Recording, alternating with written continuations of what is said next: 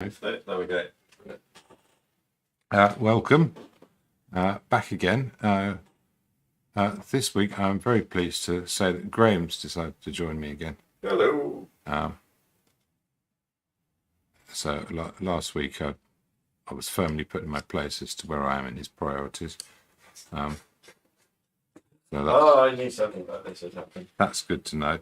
No, it's fine. It's fine.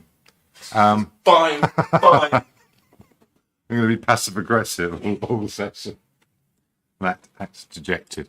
Yeah, so today we have, as you will see on camera, a lovely red theme and a lit lamp, which is a particular kind of, well, it's a fun exercise, if nothing else, and it's a special kind of challenge. You have to be ready for, because tonal values can easily get away from you. So that's going to be something I'll talk about as I go along. Also got so you can also see how I am recharging an old palette that I haven't used for a week. So I'm using other ones, mobile palettes and the like. So this has just been sat here forming skins. So all I'm doing is I'm getting the clean paint out, giving it a scrape. Got the clean paint out, so I'll go around it with the scraper. Ooh. Well,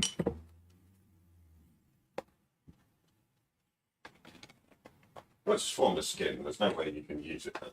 Oh, well, it depends. So Lucian Freud used to keep working into the paint as it cured over a period of days or weeks, and he'd get this really lumpy, sort of almost kind of scabby effect, which was obviously something he chose to keep, that he felt was appropriate to what he wanted to do. And sort of, he had a rather cruel, unsympathetic approach to. No, unsympathetic isn't the word. Dispassionate. Anyway, approach to flesh especially. I think it was. I think Francis Bacon probably been an influence on him. Francis Bacon himself used to. He worked from photographs. He didn't like working from life, because he said he didn't want his friends to be there when he inflicted injuries upon them. And I think a lot of that generation were probably affected by what they'd seen in the war. And even if you were a child in a place that was being bombed, of course, then the revelations after the end of the war as to all the things that had happened to various people all over the place. I think that was a theme in a lot of art at that time. Anyway, so Lucian Freud would create this sort of almost scabbed up surface. Mix an orange in advance. I'll whack your phone down on there. Down there. It might be worth just sort of doing a bit of a viewpoint as to what you're going to be seeing. Oh, yes. Whilst you're painting. Good point.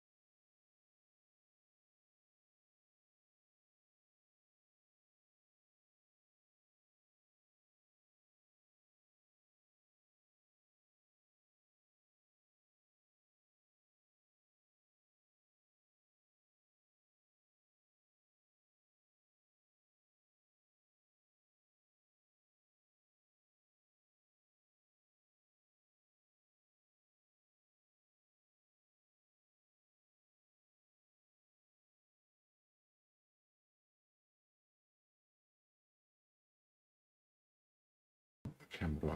Okay. Thank you. So yeah, all I'm going to do now is put these colours back where they belong, at the back of the palette.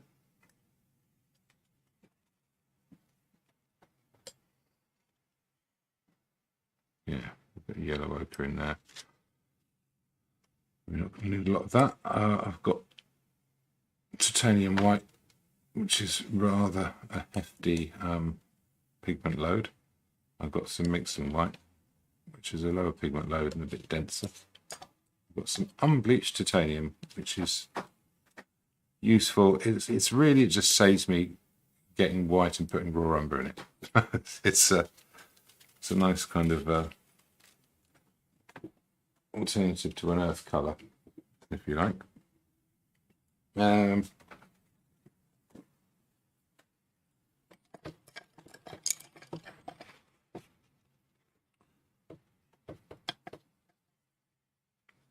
Thinners, a white.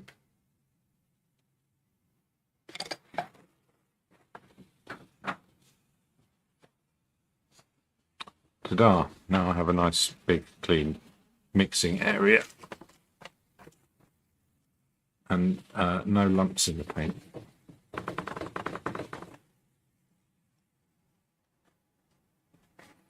I'm ready to go. Now I think I'm going to go small with this one. This is a 12 by 16 canvas. Part of me is thinking about painting something bigger. But if I look at this,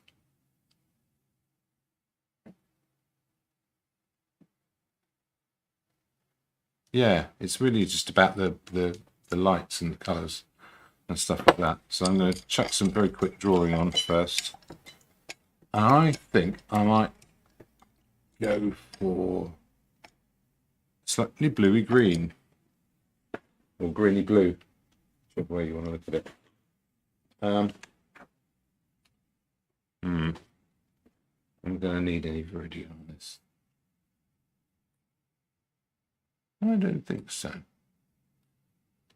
No, I don't think it goes that far. So I'm going to put out a bit of Prussian blue, or Taylor's cyanin blue.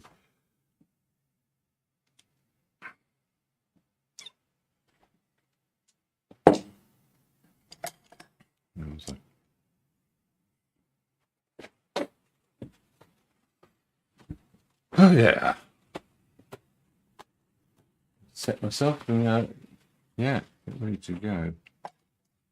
Oh, I haven't got any other colours on here. I'm going to put out some raw umber. You say earth colour? Yes.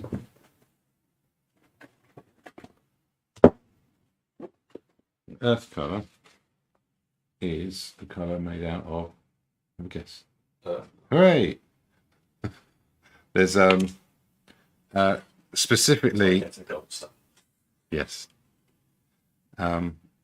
So that's almost like a clay, is it? Then? It's basically dug out the ground, and it will have a sort of a mineral quality to it. There's things that make the soil in different places. I mean, it's a fairly obvious thing when you think about it. You'll get different colours of stone, you know, from one part of the world to another. Sometimes dramatically different, even just, you know, across quite a short distance. So Shaftesbury, for example, is a green stone, and around here it's a very sort of orangey yellow stone. Around the Coventry in the West Midlands, it's really quite an intense sort of red, and yeah, the earth which under pressure makes that stone is still sort of, it's everywhere. So so sienna, for example, is a pigment, and that's just the earth they dig up around sienna. I don't think you can just use any old mud, but yeah, and it's got this consistent colour, and it's a stable pigment that changes very little over time. So, okay.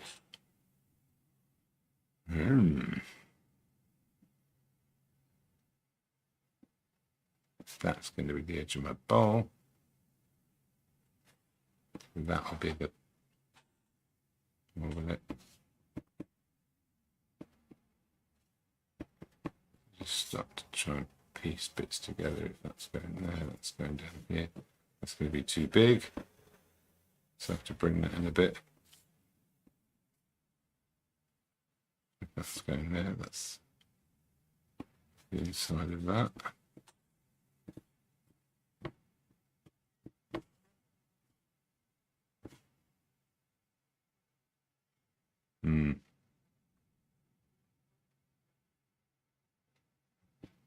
So I guess it's probably around there somewhere.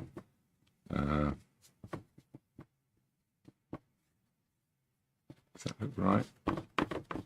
It looks pretty good. Maybe it's a bit taller than that, which is all right. That suits. So let's make it a challenge because there is a light source that you are using within the subject matter. Yes, it's going because it means there's going to be quite an extreme range of tonal values. Emitted light is going to be,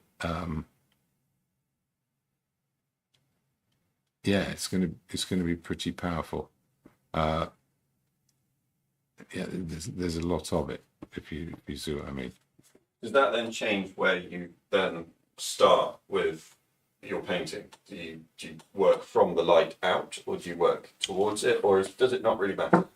I'll get to that. Okay. These are good questions. I'll hold that thought.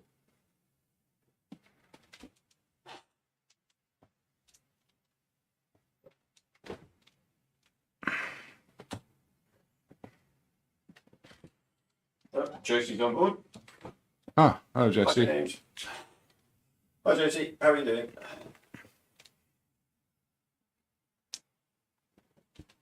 Thanks for joining us on the bank holiday. Oh, my voice went really high then. Oh, so I'm already Oh, that's lovely. Sarah Cook comes in. Evening, gentlemen. Hello, Sarah. Well, this is a treat for a bank holiday Monday. Hope all is well with you both and loving the rich ambience being created for tonight's still. Always important to have a rich ambulance. Yeah. Oh, okay. Yeah,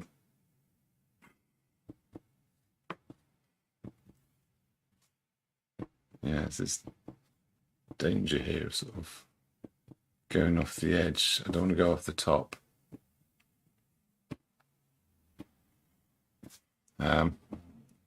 So I'm going to have to do some actual measuring here. I thought I could skip past it. And I probably could do if I just did blobs, but I move that down. That goal, I think that'd be okay. Josie, messages back. This looks intriguing. ... Thanks, James, for Thursday's paint out. Oh yeah, I had a lovely day out in Seaton. I've got to send Penny a message actually. There's a super art group that meet in Stoke actually, all places. But they had a day out, a painting day out, and they invited me along to, I think, offer some kind of guidance. I'm not sure I quite managed to do it, but I did a bit of a demo, and hopefully it was sort of interesting in some way. So yeah, that's been back on the easel. I've been thinking of doing some stuff to it, but can't quite decide what. So where did you head, sorry? This was Thursday. Mm-hmm. So yeah, it's that. Oh, I put it down somewhere. Oh, it's over there by the fridge. You can't see it. I'm in the middle of a clear up, and it is chaos in here. Actually, no, that's not fair. It is not chaos. It's everything's out before it goes back again. Like a little kid with his toys. So Yeah. got everything out of it. No, I don't really see why that's funny. That seems like a perfectly sensible way of doing it to me. Yeah, the Lego bag on the floor approach. That's how I do everything. Mhm. Right, I can't judge that height because I've done these bits too big. But what I can do,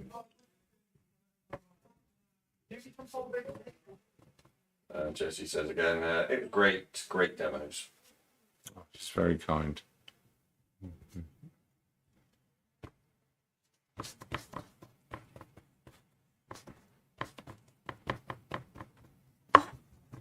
Well, I always worry slightly about the things. I feel like it's sort of a day isn't enough to provide any value. And, you know, should be there for a week. You know, that's sort of, Well, I guess the argument comes in though that would a week be way too long? Yes. Because then you can't actually retain any of the information that you.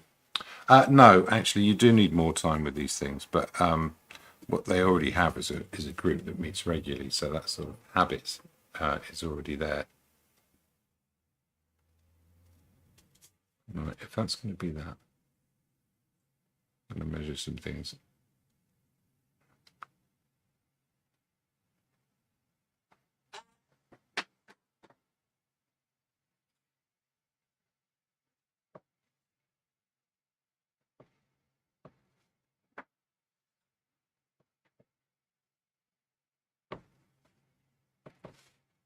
Hmm.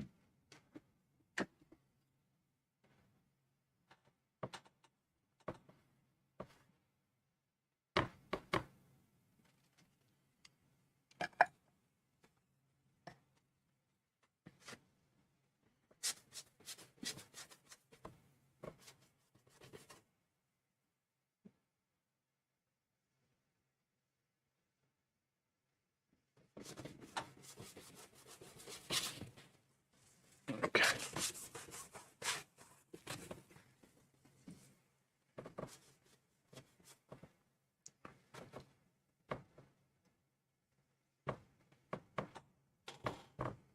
So the reason that we have said bowl in the image. Is, Oh yes.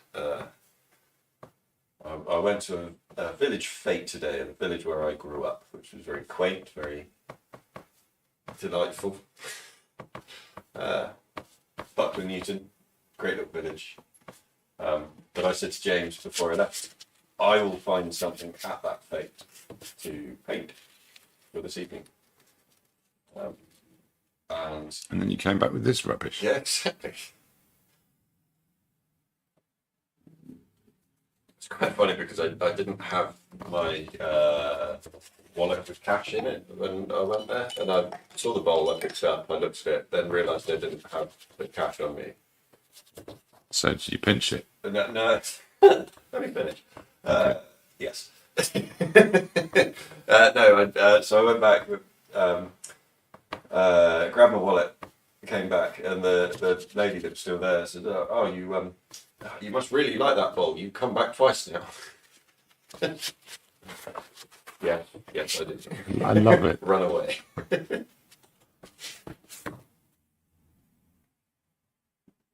Okay, I don't know if I'm going to need to be too fussy about the drawing here. I think I can probably relax about it a bit more. It's going to have to come in.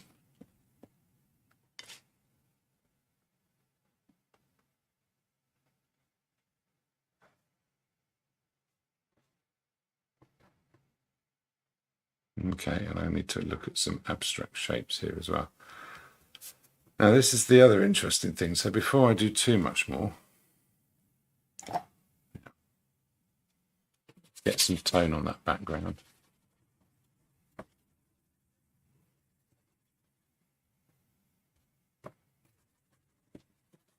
So the green should come through nicely. Get a bit of atmosphere on this.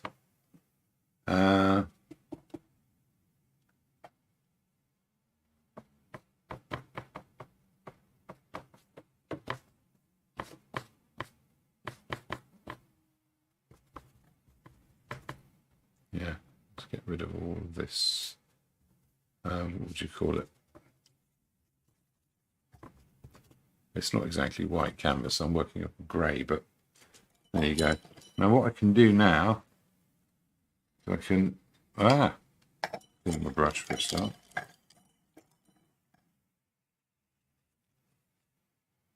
Okay.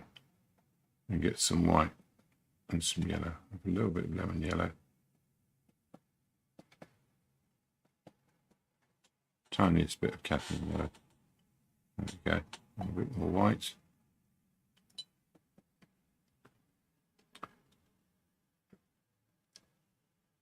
That's going to be my bright light there. Everything else has to relate to that.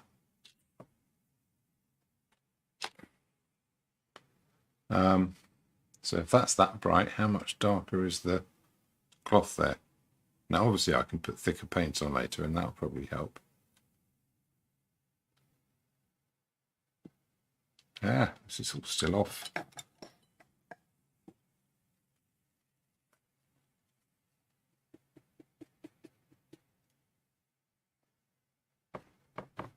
It's going to be steeper there.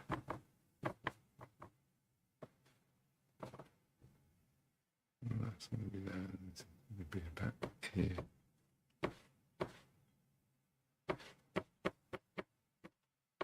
Yes, the lid is going to be around there somewhere. Yeah, that feels about right. Again, it could be a slightly different shaped lamp. Now, there's some reflections next to it. Put the yellow ochre in that as well.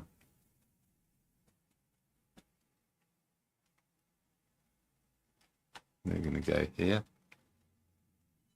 And a little bit there, a little bit of a reflection.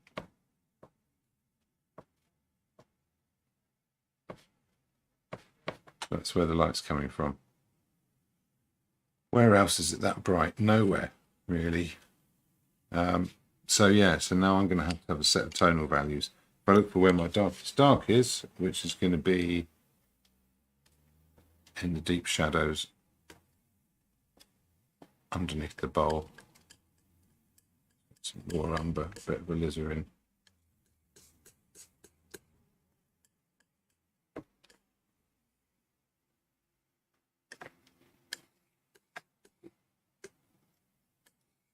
I'm going to mix a grey here.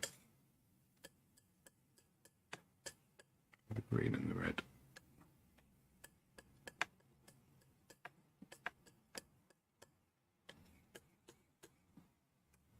There we are. Bit of mixing white.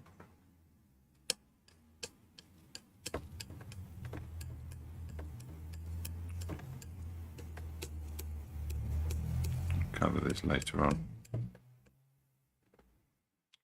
And then there's a even paler one.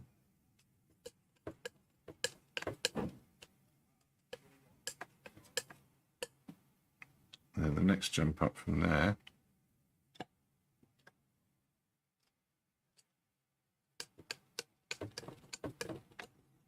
Too strong. Put that to this side. Put a bit of that grey in. That's going to be a bit warmer than that. A bit of orange. Okay, that's pretty much going to be my tea towel colour, possibly a bit too saturated.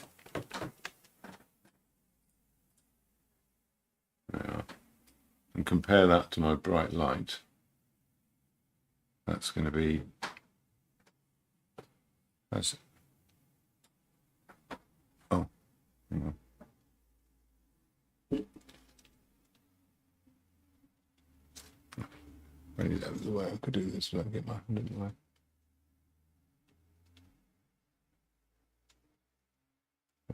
It gets rid of the glare. It's always difficult to pick up the whites. That's more glare. I think that's probably about right. Yeah, is that going to give me enough distance?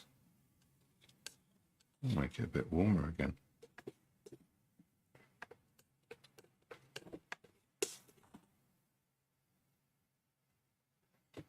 I could go a little bit lighter than that, but not much, just a little bit. There you are. That gives plenty of room.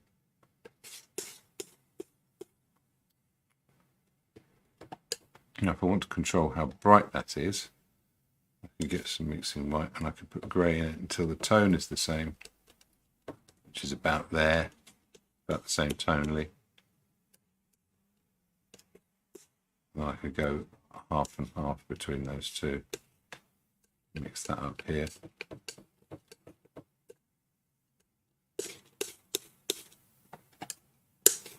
And that should give a nice context for... Oh. Is that looking? Oh, I've got my light brush here. Polluted it.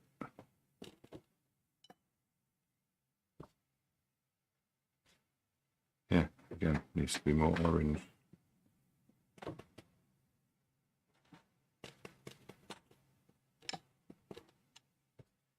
How's that? There we go.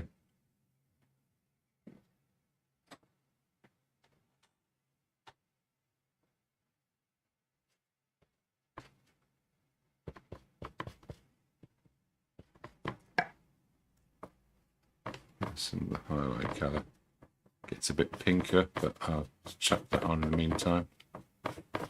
Oh,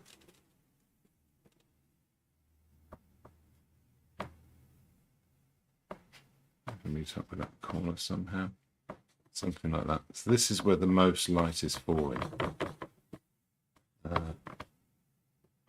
through the glass.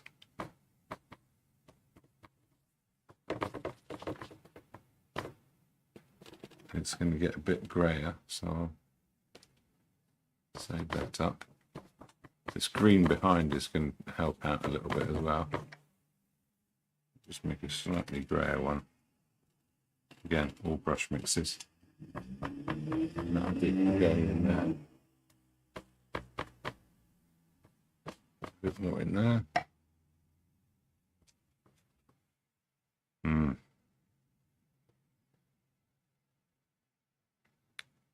So yeah, so I'm jumping ahead here. So I've also got the reflections on this pot, which are going to be less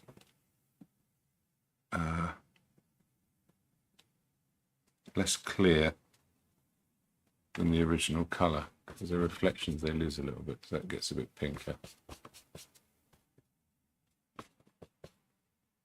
There's a bit of that in there, but only a bit.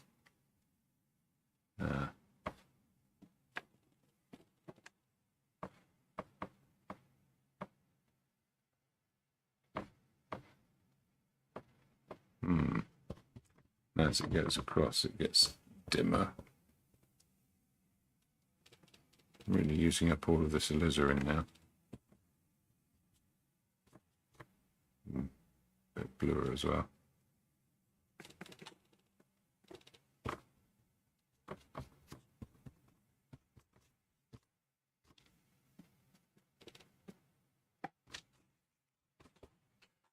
So, which point we come back to the questions that we were having about working towards the light? Is it now or? Yes, it's coming up. So that's kind of what I've started. So I've got this bright light in here. Okay, it's about as light as my paint can go.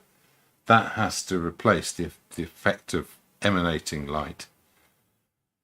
This is effectively, so you could look at this white cloth and go, well, it's got lots of light on it here, so it's very bright here, but that's as bright as that's allowed to go in order to still have room for this to be that much brighter.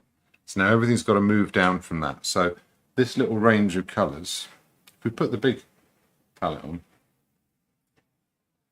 so I've got this range of colours here. So I mixed a black, so I made this green to begin with, which I've used for the underpainting. I added some red to it, and I've got this slightly purpley black that comes out of it afterwards. And I've mixed a grey, which represents pretty much where that shadow is there.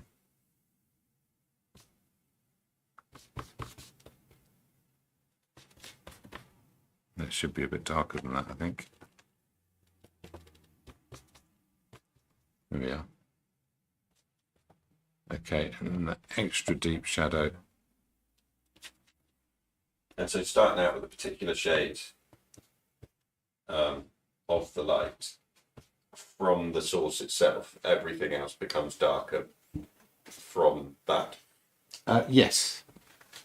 So I've the brightest thing that isn't a direct light coming from a bulb is this. Some of the highlights might approach the bulb brightness. So there's a few things you can do. Okay, this gets interesting. So what you can do is you can change this scale, this comparative scale of brightness from one part of the painting to another. So a camera wouldn't be able to do that. I don't know whether HDR does it, but a camera would sort of have its brightest point, its darkest point, and everything has to relate to those. It sees the whole thing all at once. A human being looks at different parts separately. So if you've got enough movement for the eye within an image, so it doesn't really look at two things together, you can give them a different treatment in terms of where they are on that tonal scale. So having pockets essentially of differing amounts. So I might have a lit lamp, and then if I've got enough distance to a separate part of the picture that you look at separately, I can brighten up parts of that more than I'd normally be able to within the whole context. Okay. And when you look across the lamp, it looks lit. And when you look back at the thing that it's illuminating, that looks brighter. Just as your eyes would adjust. You're mimicking kind of the experience of looking rather than just some kind of, well, it doesn't go there. Is there a terminology for that, or is that just been learned over years of practice? And there probably is, and I should probably know what it is. And there's lots of elements of it which have names, most famously chiaroscuro, which is the balance of light and dark, or just light and dark. That's all it means. Just Italian for light and dark.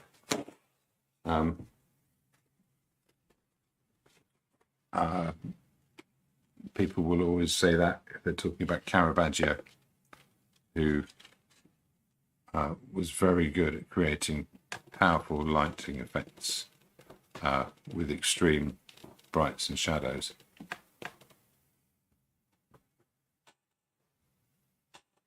But he was certainly not alone.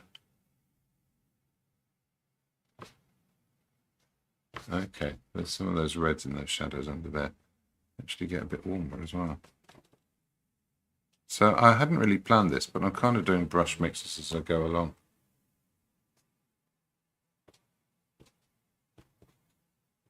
I know.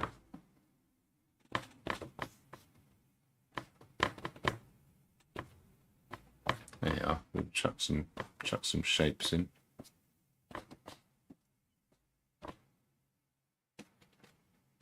Where else does that go? Not entirely sure. And so we've got different shadow colours in different places, which is interesting. Let's go back to that. I had this deep red over here. Now this is my dark, and that's going to go under there. Like that, and actually in quite a few places. So I'll sort of sketch that in. I also really like that bowl when I saw it, just because it has quite a lot of smooth surfaces and rounded edges going into quite sharp edgings onto it, and the way that the light falls on it is really interesting. I'm just impressed that you remembered it all. I mean, I thought when you said, I'm going to get something from the fete, I thought, yeah, but once you're there and like, you know, your family and the new baby and all that kind of thing. How much are you going to be going? Must remember to get an interesting object for a live stream. But you did. Came through. Family's given up on the amount of weird stuff that I come out with from time to time. So saying I need to get something odd for a live stream paint session was standard, relatively normal. Yeah. Okay. Now the other thing is that it's these darks here. Now the interesting thing is when there's light behind them, it sort of starts to blur in your eye, and there's this kind of redness that comes across, and that's partly how I'm going to make the eye assume more light than it's actually being shown. I should mix this properly, but I still don't have quite enough information, so that's going to be quite dark there. And then there's this behind it. Yeah, hang on. Maybe further across.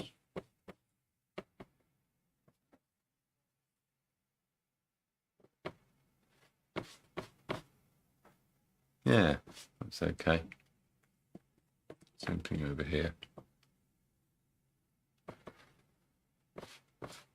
Okay, and I'm still really just doing the drawing here. If I borrow a bit of this grey, put it in here, lighten that slightly, a little bit of that red, but not too much. I can kind of put a shadow in, that's not light enough. So it's all a balancing act at the moment as to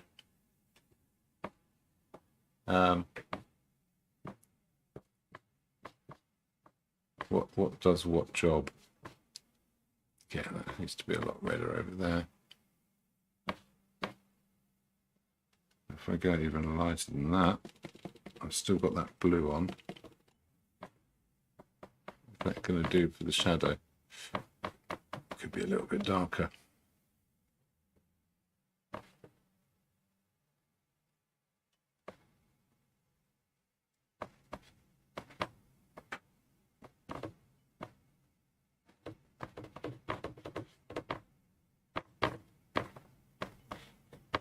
Now, so I've got these interesting creases in the tea towel.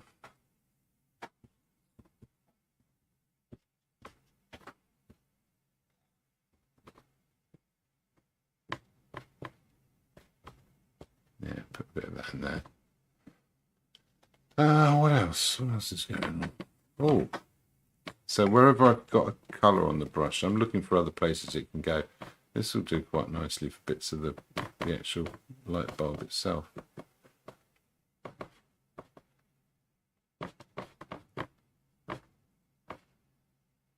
No,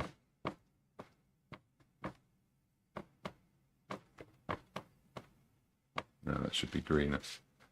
Right, I'm overly fussy. Oh, you know what? I can see it up here. So there's also this. Is it beveling? Do it with the mirrors. I think it is a bevel on the glass.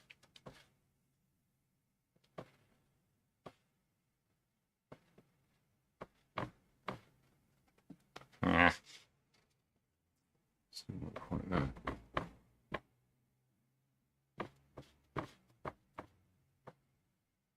Stripe to go underneath. Okay. Well, I can kind of see it going in already now. Where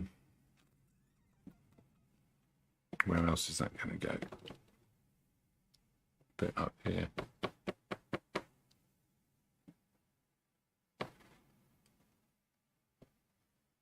Now, what I haven't done is this background colour.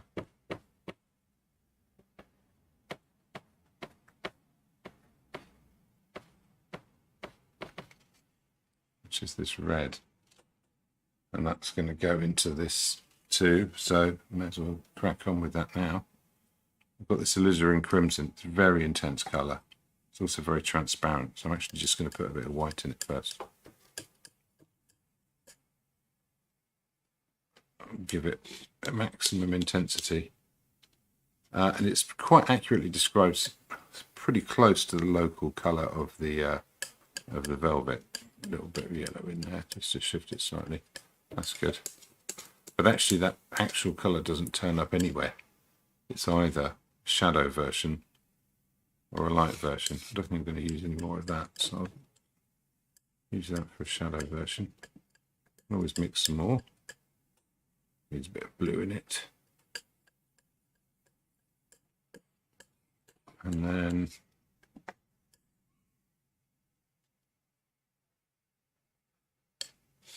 there are some paints which are more difficult to work with than others. Yes. And why? Is it the amount of sort of pigmentation that they've got with it? Yeah, I mean it's usually about combinations more than anything. So some paints play really well together. So cadmium red, cadmium yellow, glorious. You can make all these oranges in between.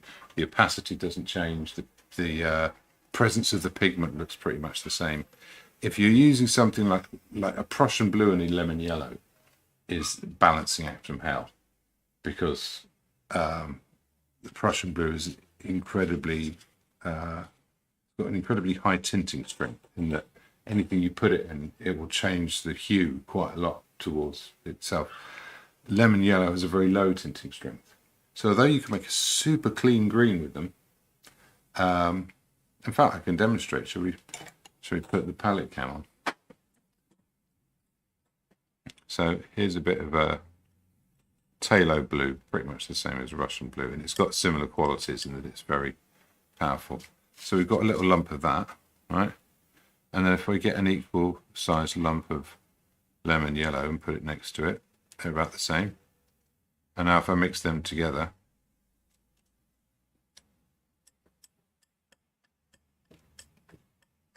I mean it's green, but it's only just green. Very dark bluey green. Very much on the blue side of things. Now they're both transparent colours, so a little bit of white and that would reveal the actual colour I've mixed, which is pretty much like a viridian green. Very intense. Much cheaper way of making it, but like I said, you know. So if I wanted to make a balanced green that feels like it's halfway in between the two colours, I'd get that much lemon yellow and that much Prussian blue, and I'd mix them together, and it creates this incredibly strong acid green. But you saw the balance of how much of each colour there was, and it's just, you know, that is nothing like that anymore. So it's completely changed. So that's a sort of that's a tricky balancing act. I don't know what I'm going to use that for, but who knows? I'm sure it will come in useful. Thank you. Yeah, my pleasure.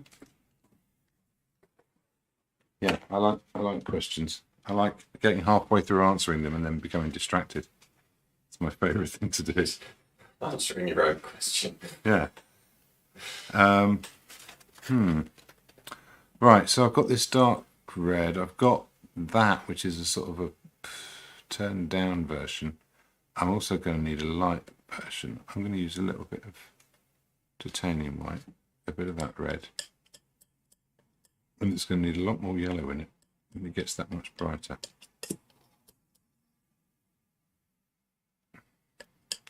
But again, I've got to keep it under control, so it can't. Yeah, that light has to relate to this color over here, which is this color here. So that'll be okay. That'll be okay in the background. It's about as bright as it can go. So I think I'll get I don't know what was on here, possibly green. Anyway, give that green. I'll do some of the darks in first. When you're buying the paints, just going back to the how some are stronger than others, is there an indication when you're buying the paint as to what it is, or is it just a learnt trial and error? Yeah, you pick it up. I mean, some paints would be a bit different from one maker to another, but overall, the pigment behaves how it behaves. And there is this sort of, it's much harder like with acrylics, because there's a certain amount of preparing the paint as pre-mixed color that goes on with some brands, because that's, you know, that's what people want from that brand. It's the consistency part, I guess, isn't it? Yeah, so some acrylics are like ready mix, but with, you know, decent pigment in them. Some are more like oil paints, and they've got different transparencies and things. So that can be a bit yeah, a bit of a tricky one to work through.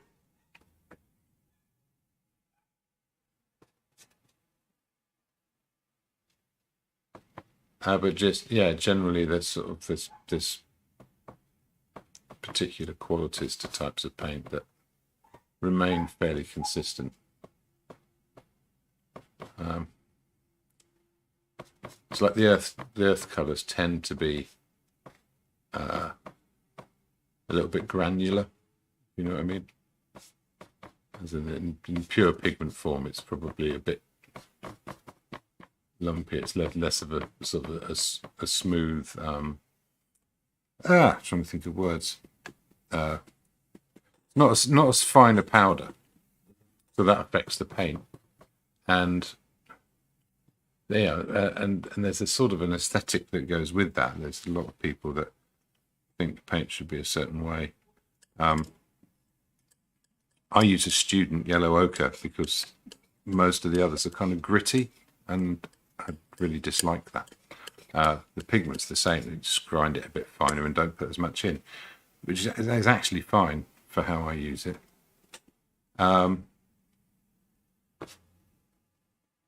But yeah, it's a trial and error thing. So there's different sort of ways of manufacturing that different makers favour. So the Royal Talens brands, like Rembrandt and paints and Van Gogh, I think the student range, very finely ground pigments. So there's this intensity to the colour, but they're also quite gooey. So it's sort of hard to. You can't make much. You can't make it any thicker, really. In effect, it's harder to do that. Yeah, what's this do? Bit of light in that. Yeah, there's some more yellow's going to go in this later, but in the meantime, fine. So this is a surface I can work into as I go along. So with this side.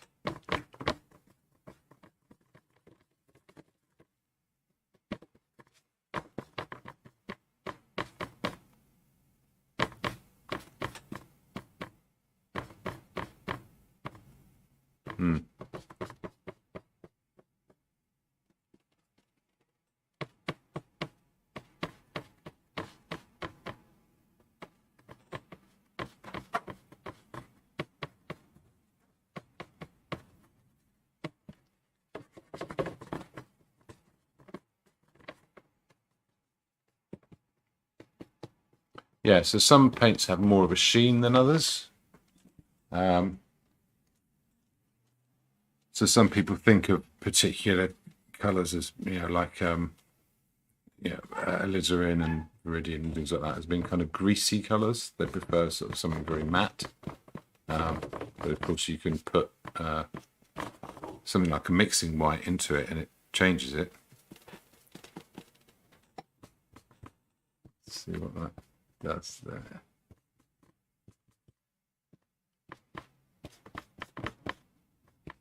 And you said that a minute ago that you used a student yellow, wasn't it? Yellow ochre, yeah. Yellow ochre. And I mean, that is so that it's finer ground. So are you sort of more fond of the finer pigment in? Well, if I wanted a higher pigment load and I wanted that sort of smoother finish, I'd probably go with a Rembrandt. Royal Talens is the company that makes it, and but I don't need that higher pigment load in. I like it being quite weak. I like to use it that way. I like to use it as a weak colour because you want some body in your paint, and that has to come from somewhere. Now it can come from fillers, or it can come from using particularly sort of dense paint, or like I like to use a mixing white, and that's partly what that gives.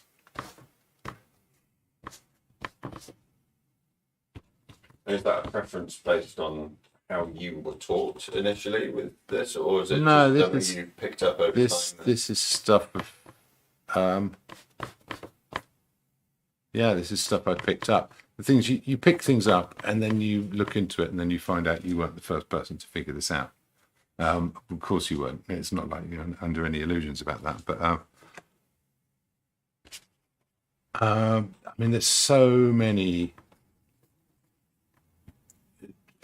techniques and approaches and devices that have been developed by artists over centuries, and most of them will be fairly irrelevant to you. Okay, I'm over fiddling with that now. This is looking all right. I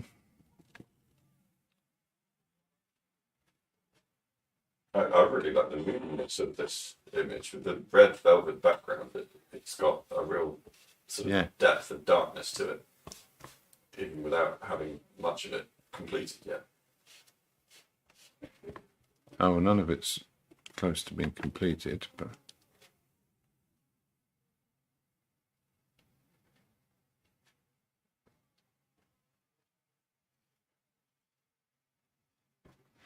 oh, almost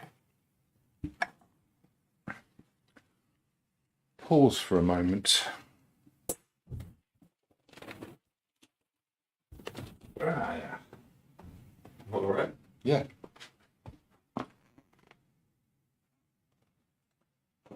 As you've got up, is this a good spot where sort of 8 minutes to Oh, 8, right. so Yeah. we could have a bit of an early break and do a bit of a longer. Shall we have an early break? I'll figure out what the hell's wrong with this, and then we'll come back. You just, oh, it's coming together. No, there's something wrong with it. Oh, of course there'll be things wrong with it. That's the way of it.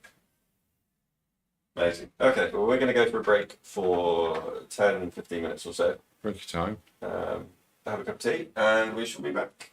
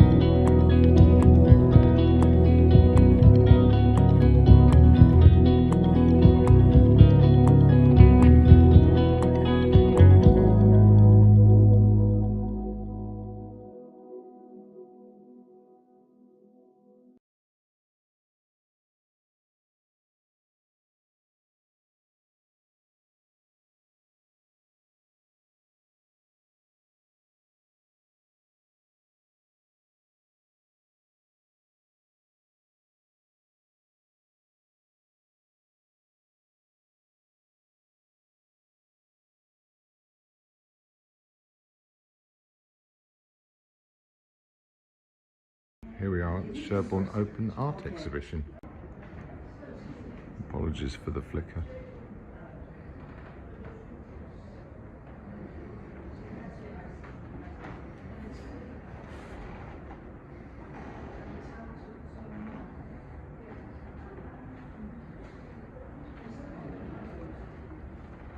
Some more Lawrence Belby. Sweet little Patricia Spencer.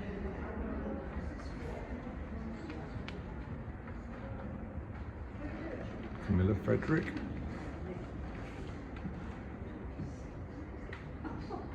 Andy Rollo. Works well on camera.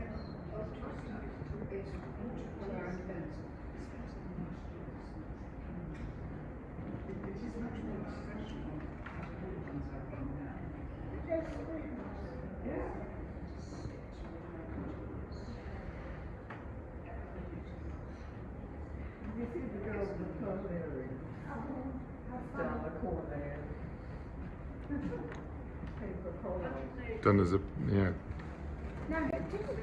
That's a bit familiar. Everyone's done it, haven't they? Pretty sure everyone's done it. It's the rite of passage. You have to. Such a famous image. But done as a paper cut, it's quite fun.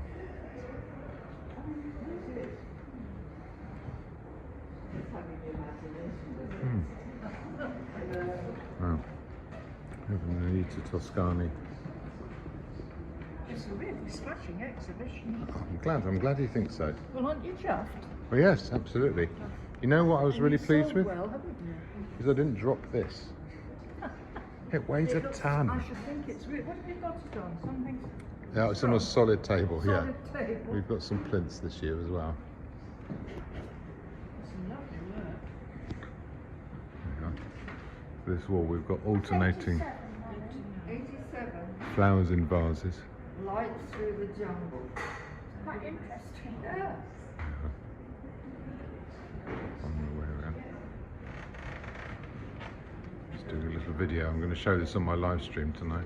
Have you got any in? I've got a couple in the room next door, but they're quite understated. So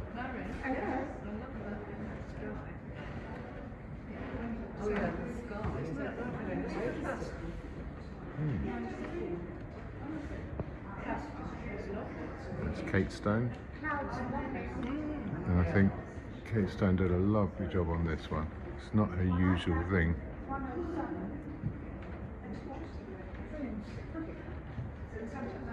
It's very elegant.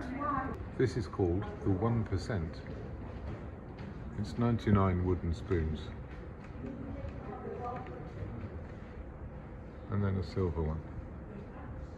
A bit heavy-handed if you ask me, but there you go.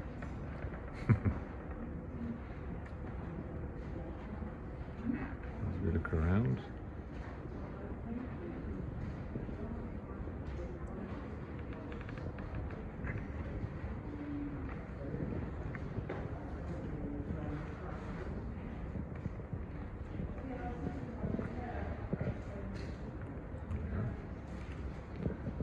This is it's called Somewhere in Dorset.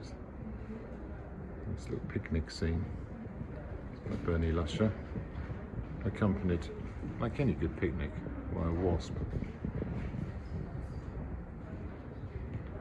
And that's a sheep skull. We've got this lovely quiet space here, a lot of delicate stuff going on, a bit of botanical. There we are. Lovely. Josie's gone towards the allotment. She'll be back soon. Right, very important. Ah, So talk us through where your head's at with this one then. well, I wanted to get a basic sort of relationship of colours. So this paint is very thin. We put it onto the Phone cam. phone cam.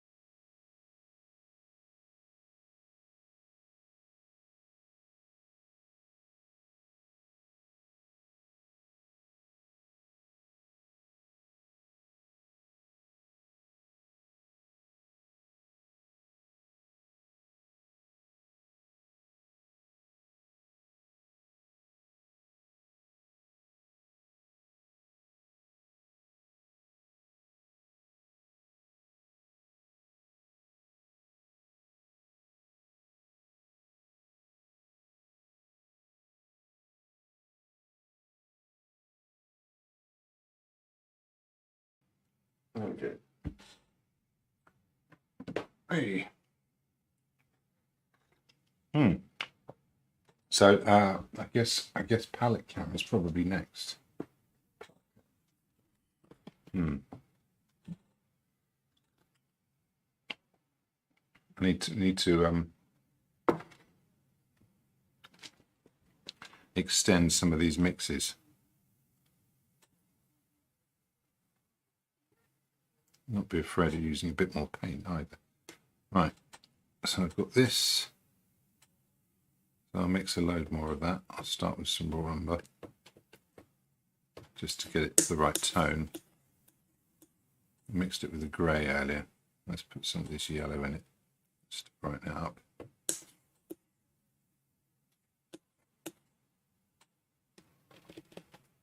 And then we'll do a few other versions.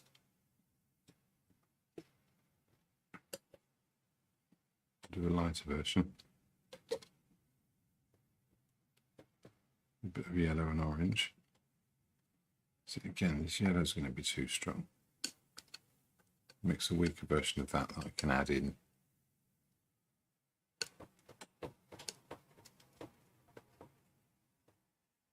There you are.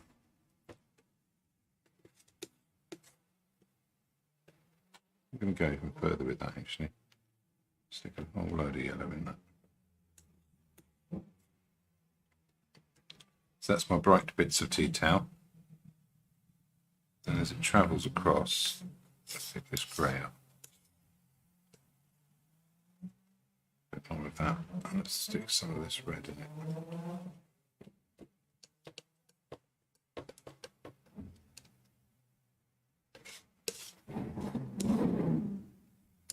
Ah, they're all out now.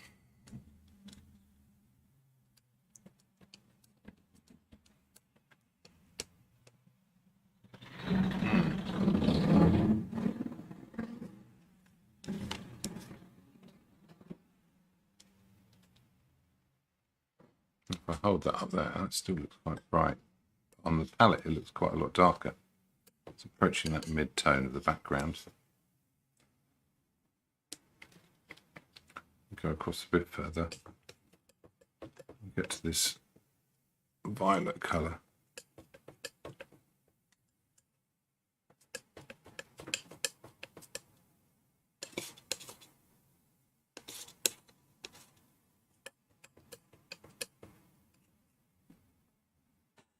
Again, can be a little bit lighter.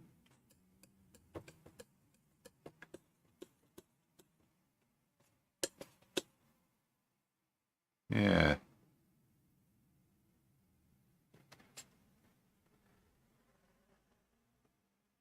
Again, that gets a little bit bluer over here.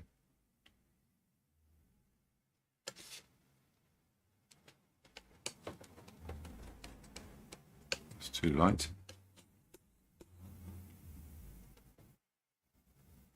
But it is bluer. Put the rest of that grey in it. It's not doing enough. A bit of raw umber. Tiny bit of red. More red.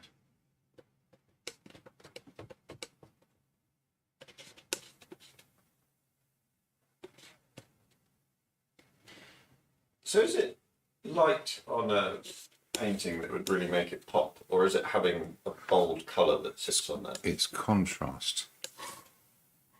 And contrast comes either from tonal changes, as in light against dark, like the chiaroscuro I was talking about earlier, Caravaggio's trick, or it comes from colour contrast, so particularly complementary colours. It's complement rather than complement, because they're not necessarily kind to one another. So this bluish colour I've got here, I think that's going to be the colour of my shadow there. I think I can get some more of that in. If I've got something more orange to go against it, something orange next to it is going to make it look bluer. So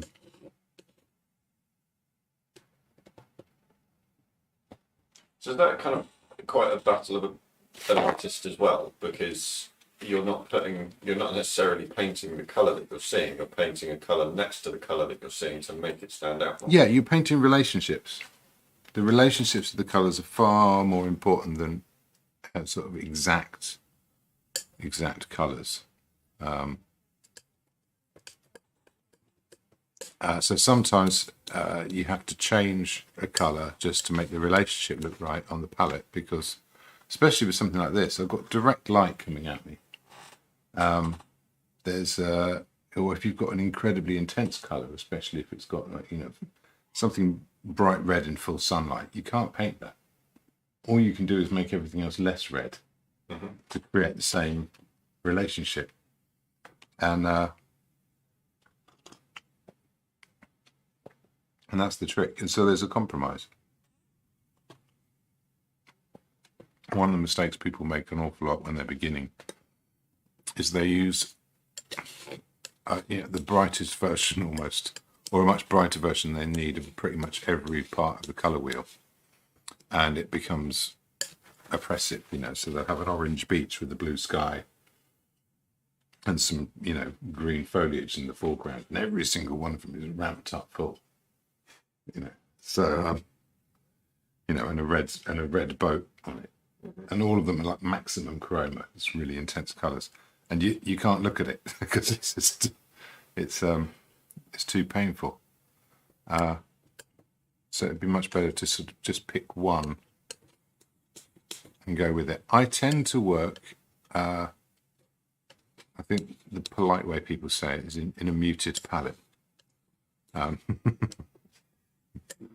What's the implied way?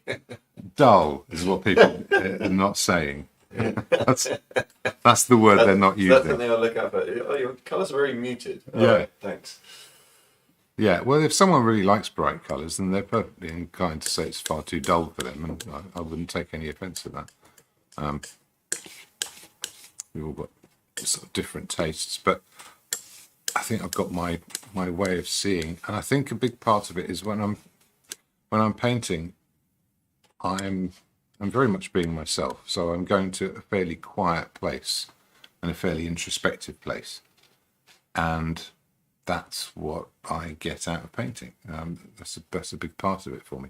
For someone else, painting might be the chance for them to suddenly be really expressive and sort of riotous and noisy and having fun and being exuberant. And to do that with a muted palette would be completely wrong. It wouldn't say what they want to say at all. So, in a sense, there's that's the way art speaks to us. I think a lot of the time. I don't know what I'm going to use that blue for, but I think it's going to turn up somewhere.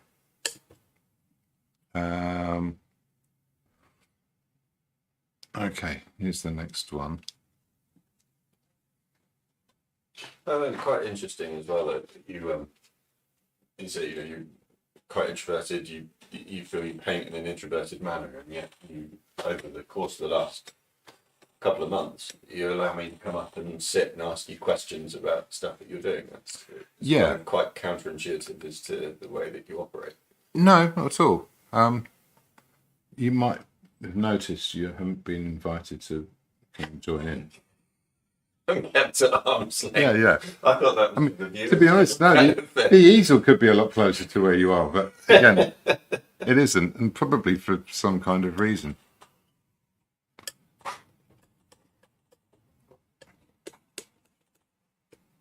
Okay, I'm going to need I'm mixing myself a black here. It's going to go into the violet.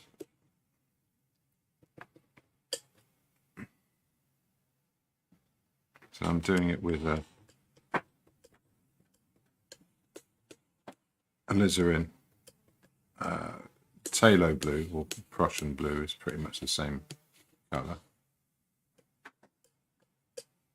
And a bit of raw umber to act as the yellow between those. That's really quite intense. And the heavy blacks are going to be a big part of what makes this work as a the feeling of light. Now this is the real crucial one. The light itself How's that orange going to work? I think it's going to work pretty well. Yeah, the light itself is going to it's going to be playing a game across the whole of the surface. That's too much. I'll put that there.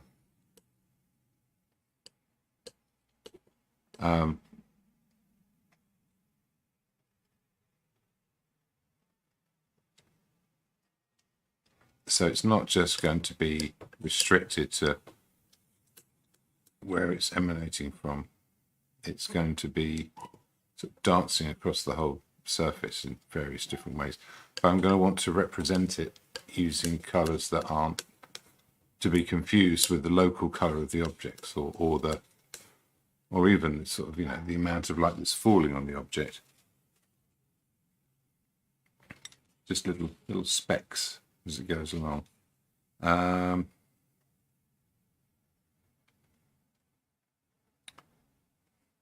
Right.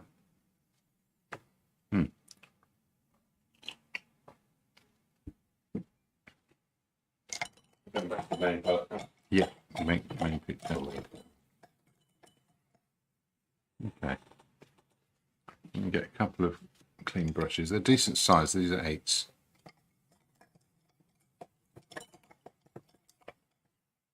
A bit of a welly. Is that millimeters, or is it just a number? It's just a number. Yeah. And there isn't a standard either. So you could buy an 8 from a different brush manufacturer and it'd be a different size. So that's always helpful. I love it when a community comes together. Yeah. No, absolutely, yeah. I mean, people are saying it's taken a long time for mobile phone chargers to be standardized. And it has. But no one's ever even tried with paintbrushes. No, we'll just make up our own numbers, thank you very much. A lot of independent thinkers. In the Oh, yeah, opinion. that's the same in the fashion industry with the different sizes that you can Yeah, I guess so. I mean, no, at least that's fairly standardized. But although you can just decide that, I don't know, 32 can be a different size in your range of clothes than it is in someone else's. It's still not specific measurements. They'll go, no, we'll call it a 12, and no one really knows what it means. Right. Okay. First thing I want to do is I want to get some of this, and that's not enough of it either. This ellipse is going to have to change. That's going to come up, but not yet. The first thing that's going to happen is this shape here.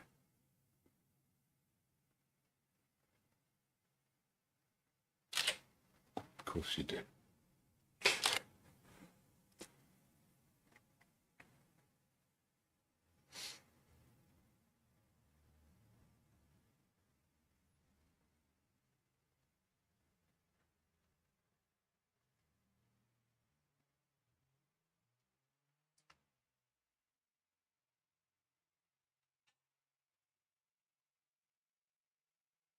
It's going to go there. I probably ought to do a bit more measuring. As it mixes on the surface,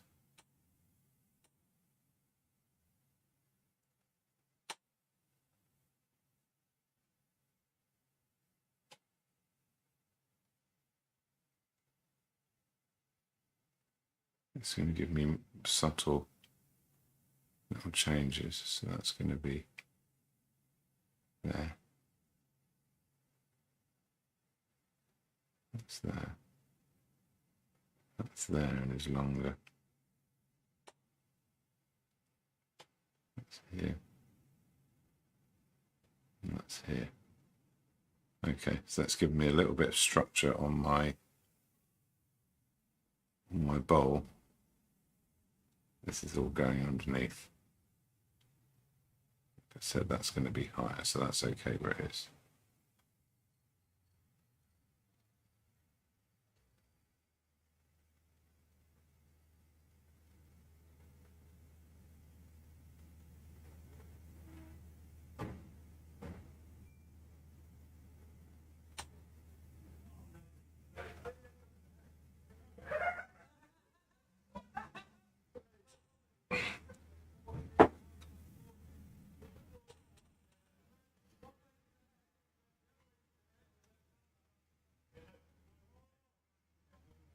Okay, now I'm going to be going into brush mixes when I start to do that iridescence. I was going to ask you how does something with such merging colours, how do you approach that? But you just kind of gone into the... You look at it. Yeah.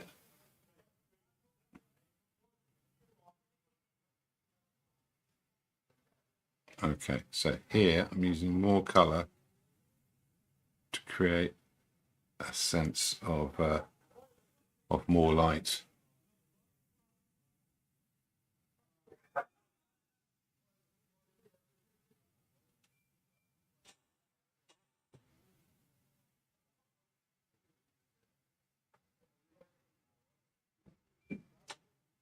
There. I haven't done the red stripes yet. I'll think of them at the end. That's got a bit of a glow to it. There's this here.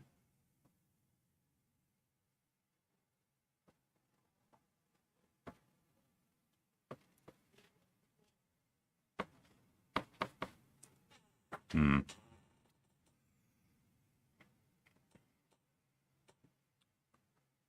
paler as it comes forwards.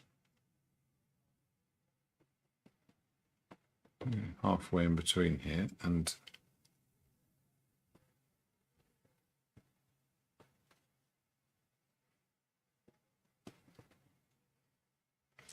this is going to give me loads of room to build a sense of bright light shining out of this lamp here.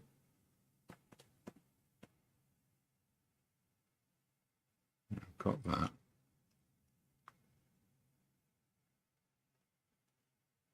I don't want to get too caught up in tiny details, but in the meantime,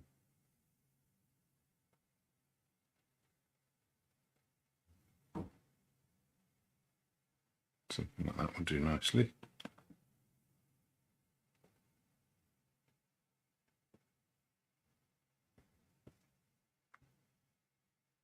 Oh, there's a nice little detail here. That's going back to my yellow again. A little bit more orange than that. Just under here.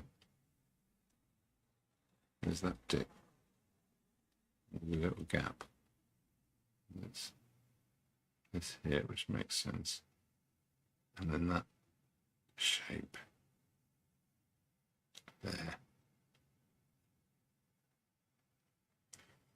A bit of that in here as well. A bit darker than that, but there we go. Okay. I'm going to go to this brighty orange here.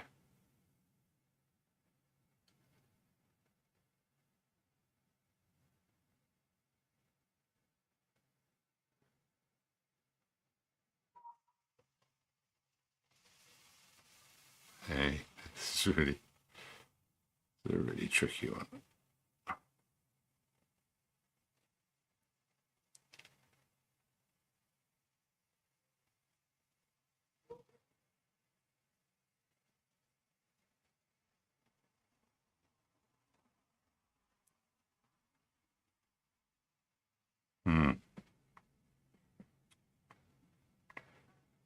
It's still gone very quiet.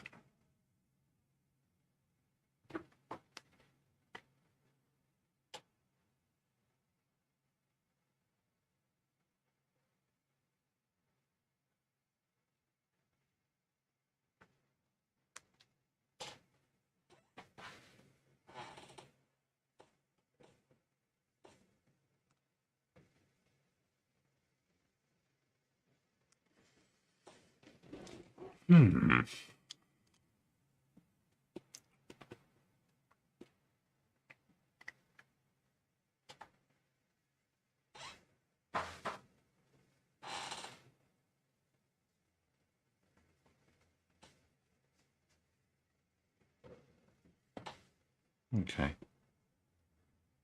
All right. Slightly violet shadow now.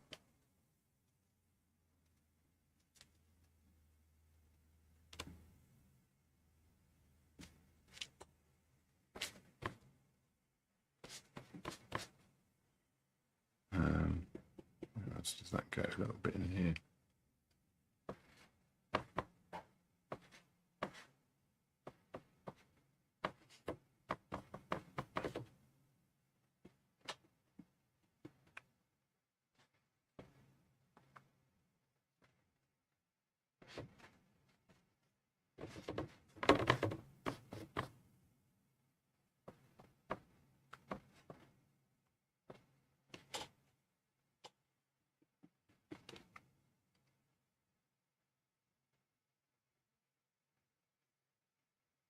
Hmm.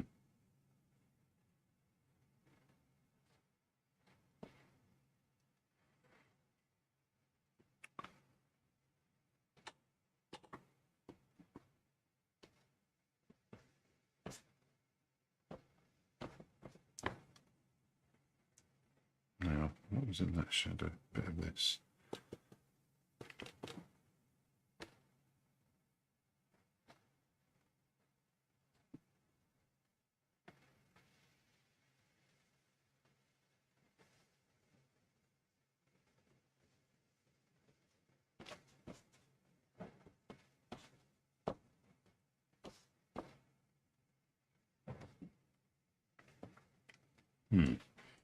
Right, got mildly absorbed in that there. Okay, I'm going to have some of this red. Is this going to be too dark? No, that's pretty good.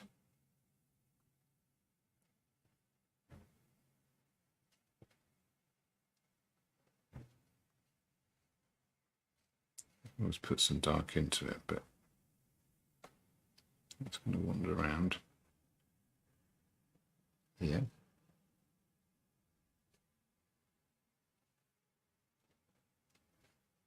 As it goes around, it's going to get browner.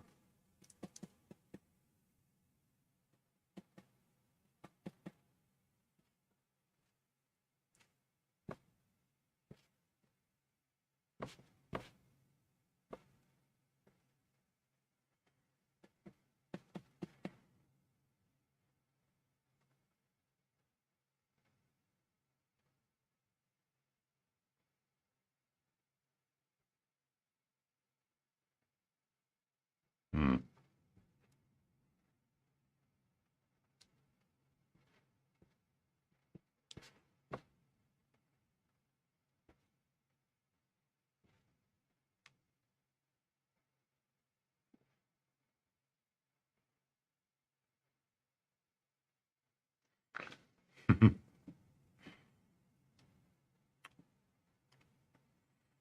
Yeah, this is already getting tricky. I'm properly into this bowl now, so I may as well just carry on while I've got the concentration. Put the green and the blue. You know what?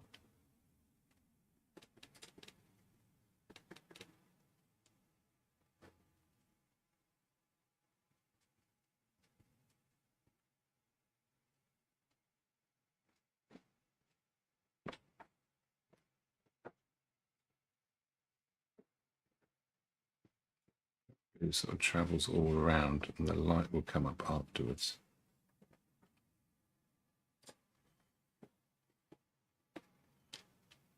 Similar thing with the green. Got a green and a bit of brown here.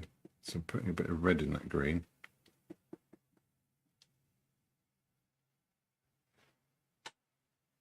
I'm going to put a lot more red in that green. It's making something, it's almost a black.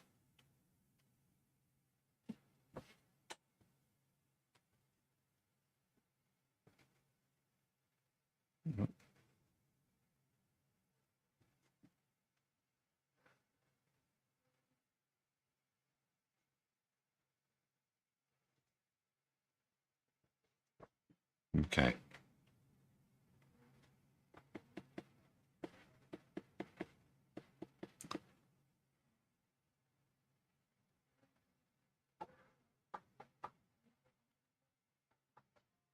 Yellow.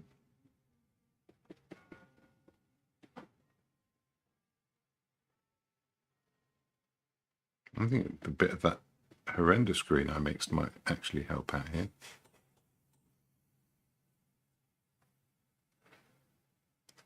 Oh, weirdly it does.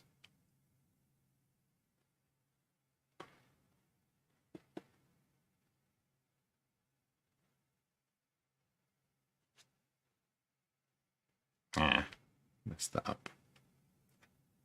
Like I said, I'm going to come back in with the darks afterwards, so.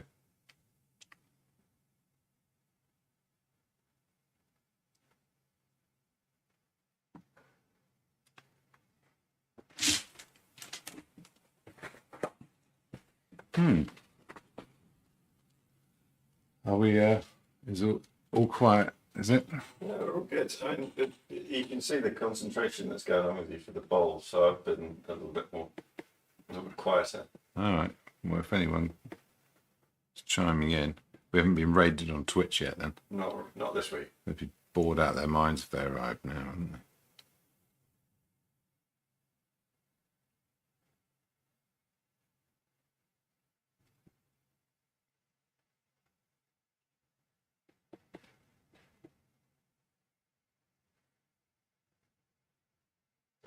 I'm finding it fascinating seeing it come together. Just the depth of it just appearing on.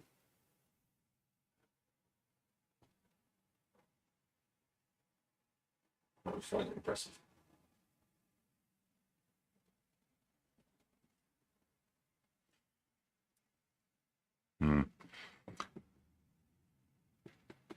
Back to that blue. Let's turn that up here.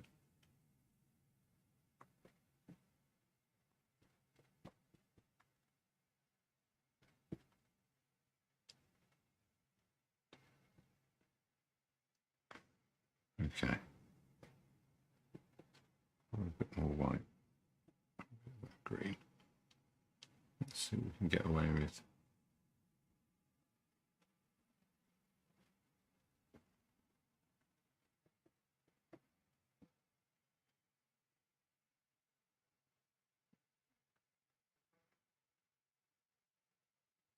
So thinking.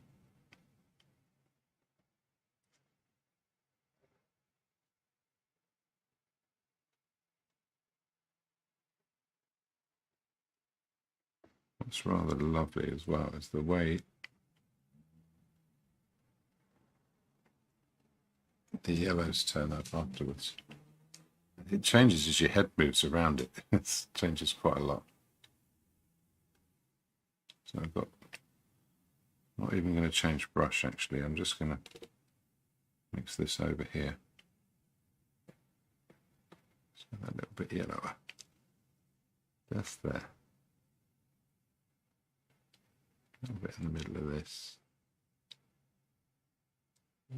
Flash of it there.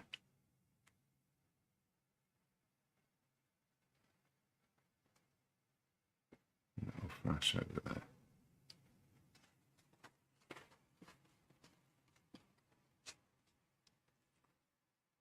Okay. Let's see this orange. It's going to sit there. A little bit of it around here. Ah, oh, that wasn't right.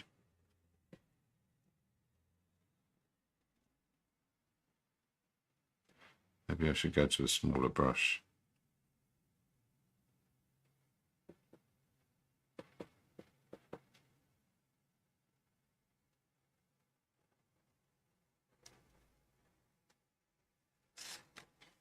It's just written quite bollard, like it so far.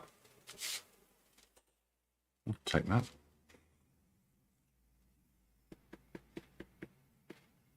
Okay.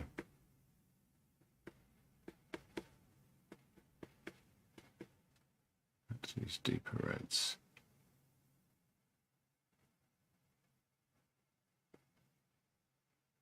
Still been thinking a lot about the project. Oh, Yeah. The portrait idea. Yeah, Yeah. it's rattling around in my brain. Eventually something will spit out that will be quite good.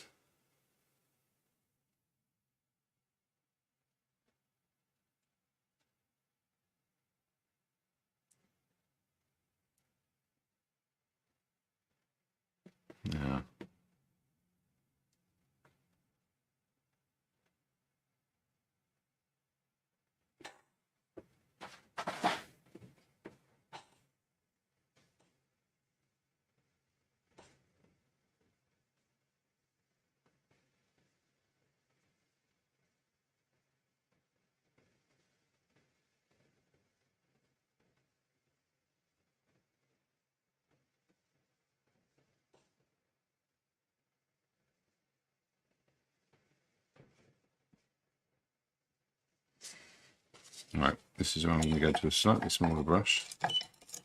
Slightly smaller piece of this, that'll do it. I see what JC means about ball out of desk. I'm just having a Google now because my art knowledge isn't as good as the people's that are going to be watching this, but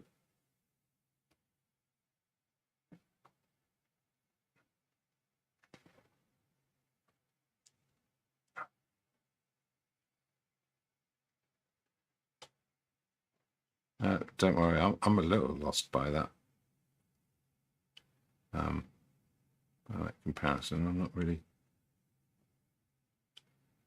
I think your colours seem slightly more muted than what his Yeah, traditionally exactly. are. But, Bonnard mostly painted from memory, oh, really? and so his images take on this kind of I don't know what you'd call it. They have this particular quality of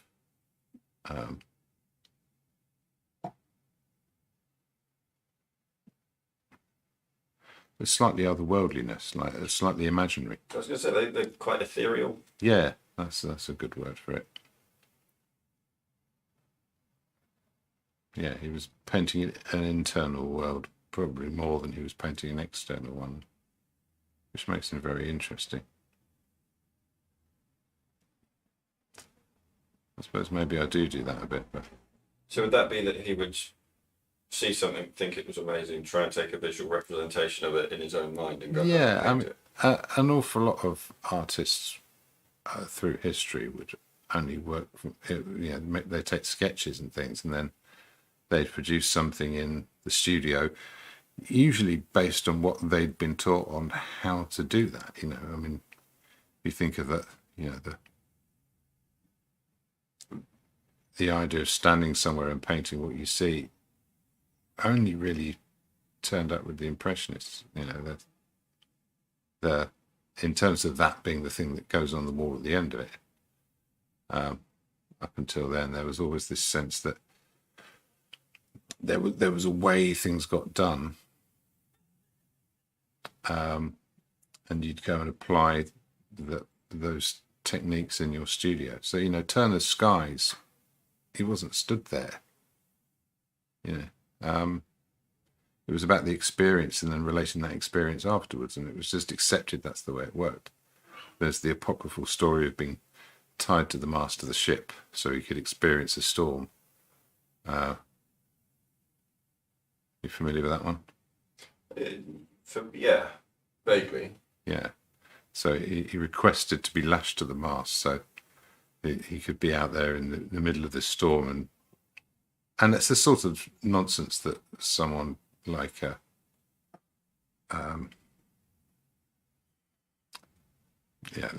would have been made up afterwards, and no one would have contradicted it because it sounds great, doesn't it?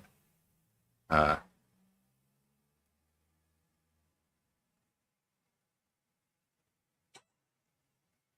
of that artist's mystique, if you like. Okay, I've been putting these heavy darks on. That works quite well. Let's stick a little bit more warmth into these shadows.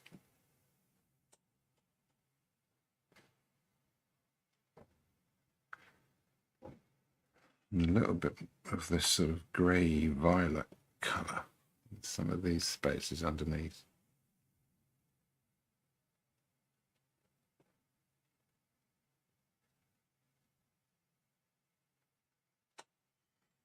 I'll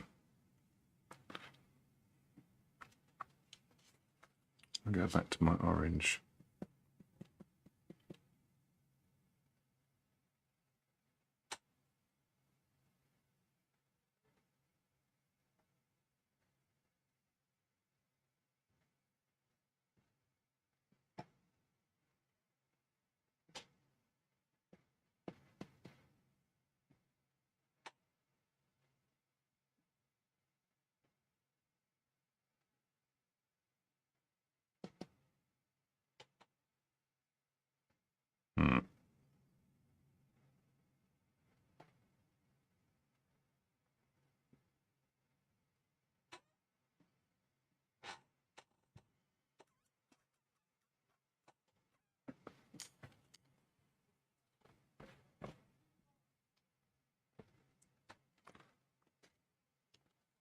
Okay, extra small brush.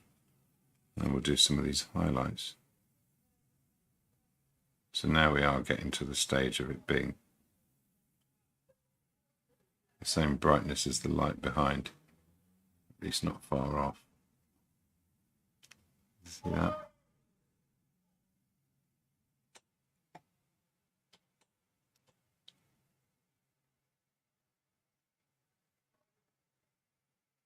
And need to use the thickness of the paint to some degree and reload the brush every time. He says not reloading the brush.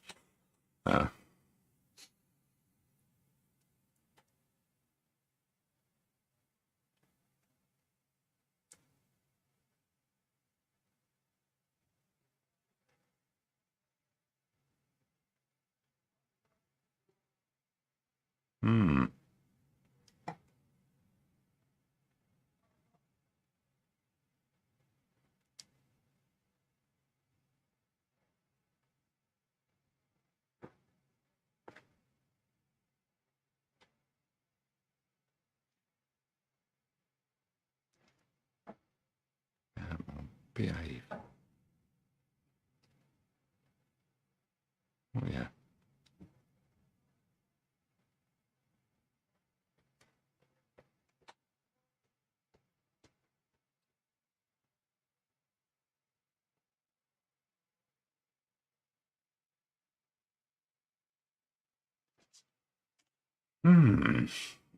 Is that looking like it? You know what else there is? This is going to be a nice little trick.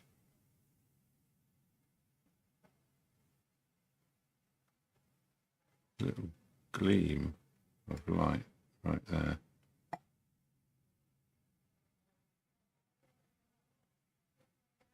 That is well naughty.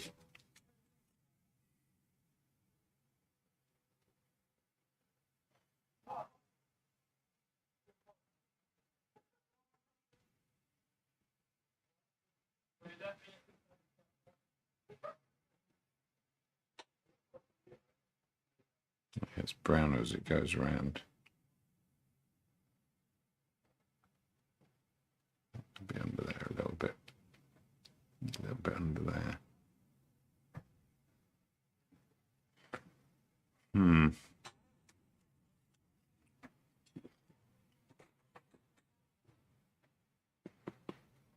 Okay, there's enough paint on the surface now that I can really start to chuck it in where I need it in the background and do little brush mixes as it goes along. Like under there and under here. A little bit in there.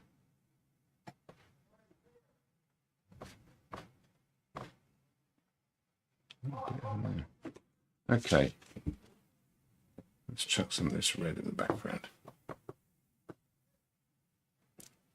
I can get yellower.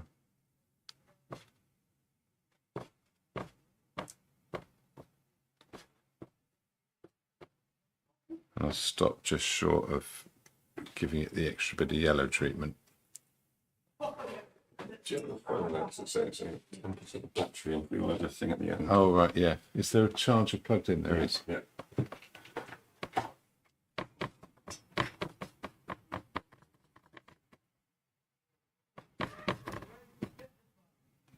Put a bit more of that in here.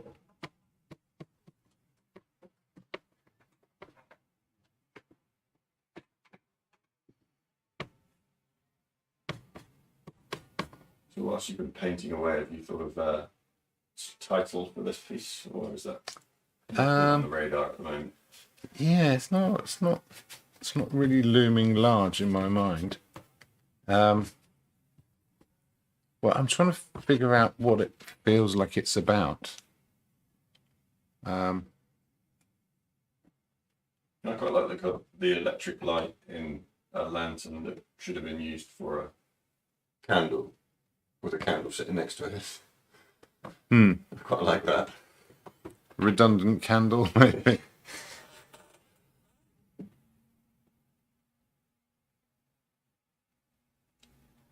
Okay.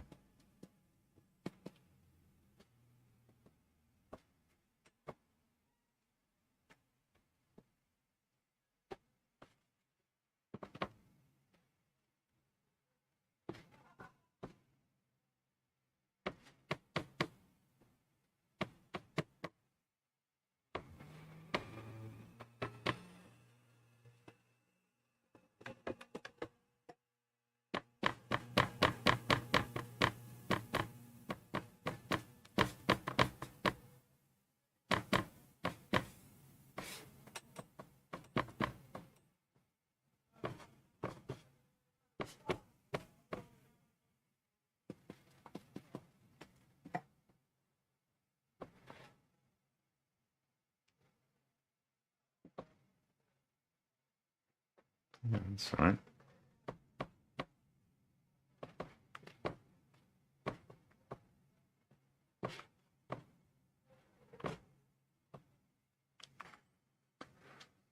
Okay, now while I've got this red, I'm going to mix it with some of this black. It's going to be even more orange than that. Let's put some yellow in it too.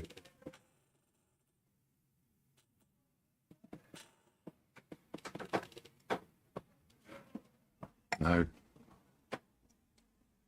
Red.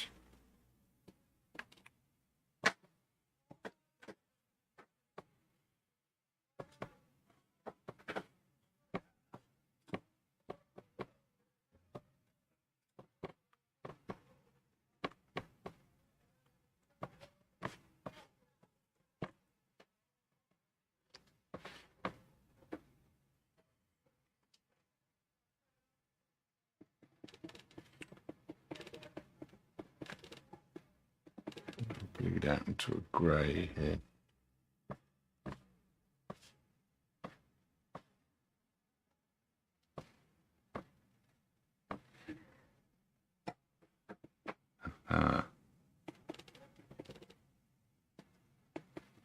And slightly into an orange. There's some reflected light here.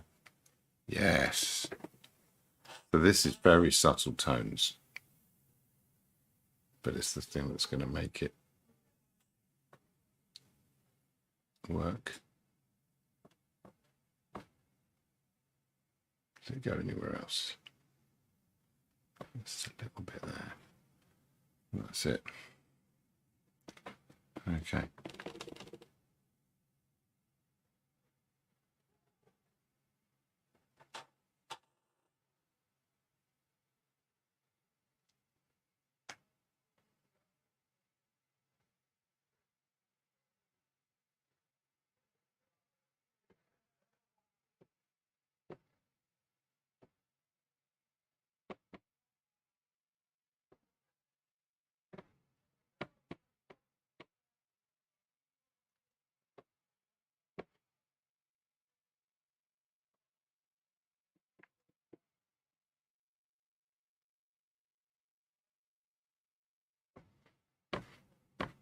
Yeah, now the edges actually aren't super important here, but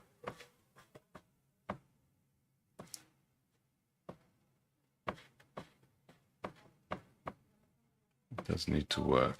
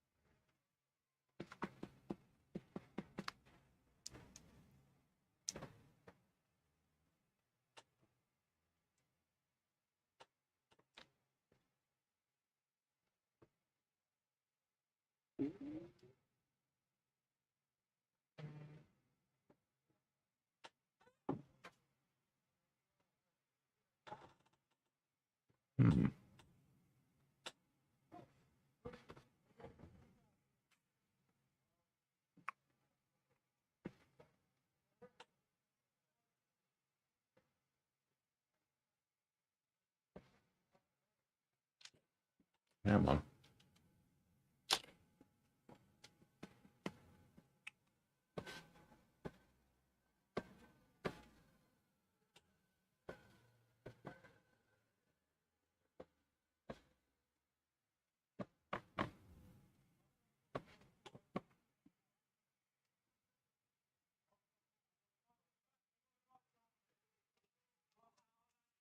Okay, I haven't been cleaning my brush as much as I normally would tonight.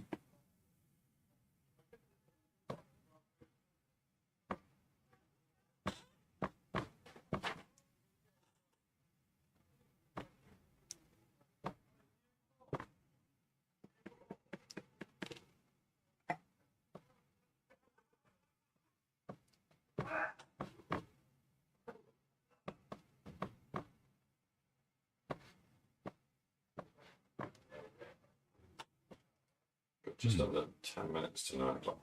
Okay, going to be okay? Okay, can we get another small brush? I'm going to do some black lines.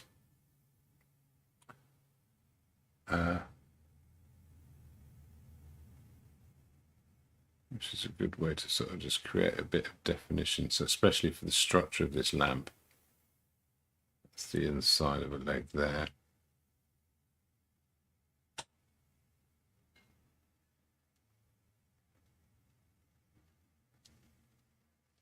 Well, that went well.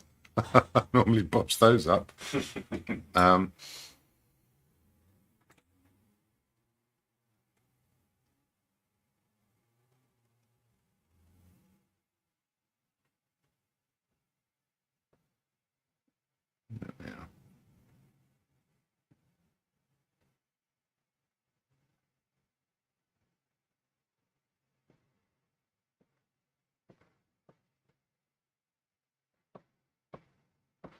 Okay, now I promised a bit of a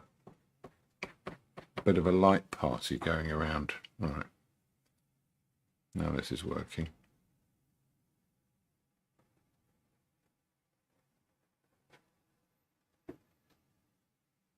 It's there.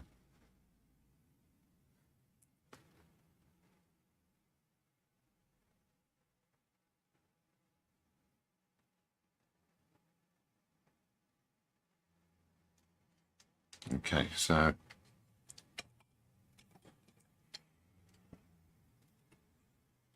yeah, that one went pink, didn't it? That one pink. So I'm going to visit this light colour. I'm going to see all the places that can go. Right. Down this edge here. On the inside of that corner.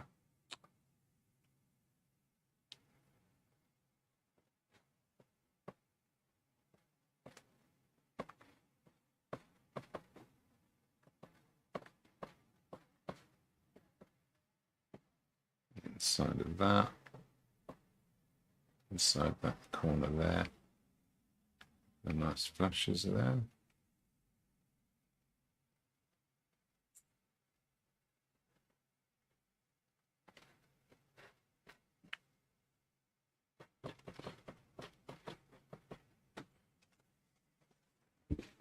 Spatula time! What we're all here for. They're just here for the spatula. That's all anyone cares about.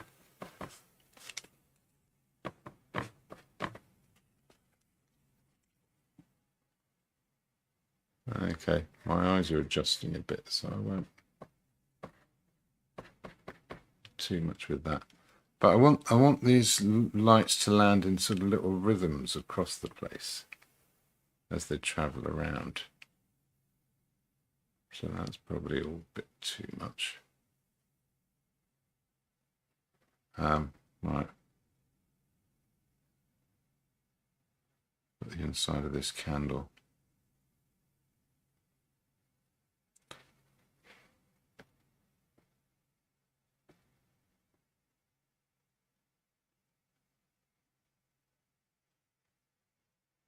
I can't get too close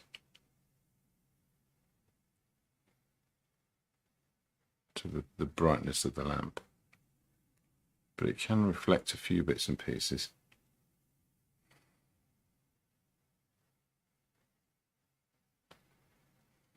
Okay. Oh, I've got this red, haven't I? The rest of this orange and just put red into it. Yellow. More red.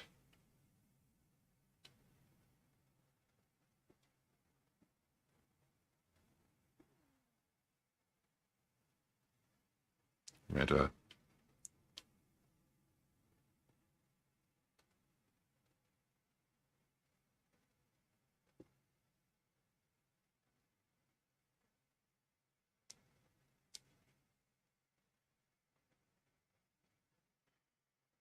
Oh. Dips there. It dips back out.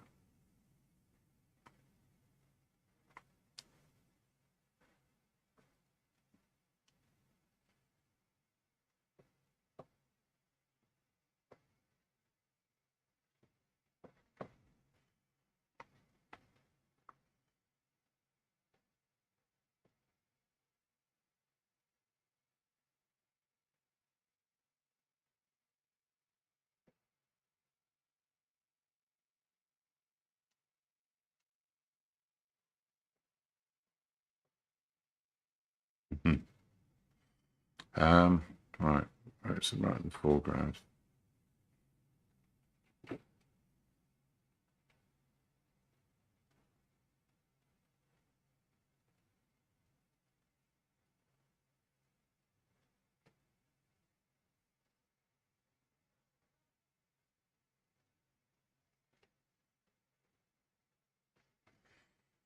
This will sort of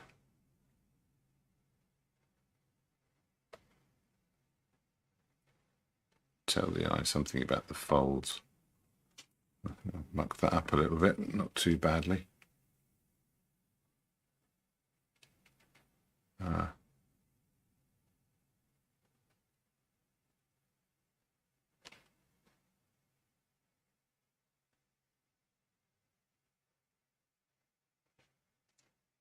It goes a bit darker under here.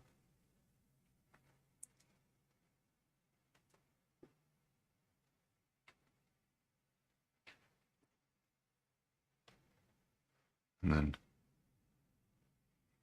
a lot darker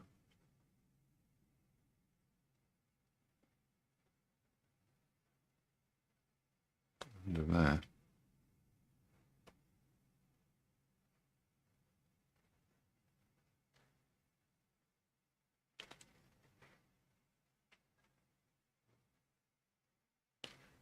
Should also get some of those shadows in here. And these are all kind of bits of dancing light. Where has my light gone? Oh, I've got another brush left for that.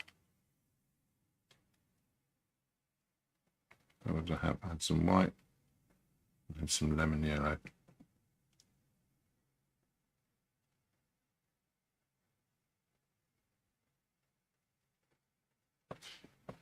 Josie says, amazing bowl, but I've got to go and eat, so we'll finish watching later. Thanks, James, and great. Oh, well, thank you for coming, Josie. It's been a delight to have you along as well. Hope your allotment's doing well.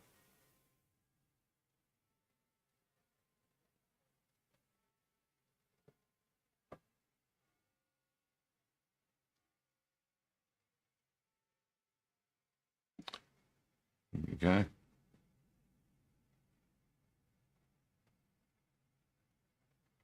Ping of light there, ping of light there. Is all travelling across directly from the lamp. Specular highlights shining off the surface. There's one.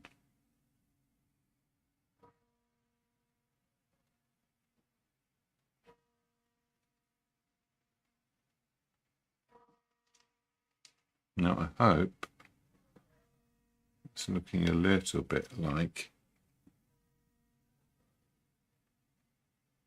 a glowing lamp.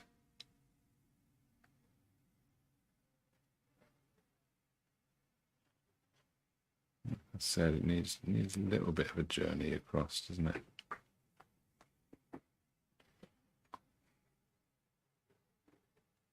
A bit of a highlight on there. A bit over there.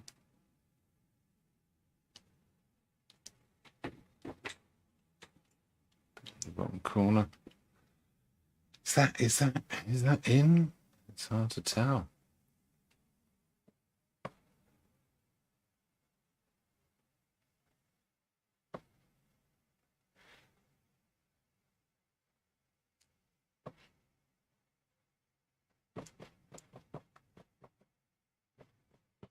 There we are. A bit of light dancing around the outside. Softening those edges a little bit.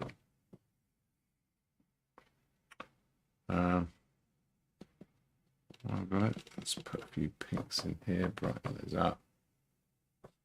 Light travelling across, but not too much of it.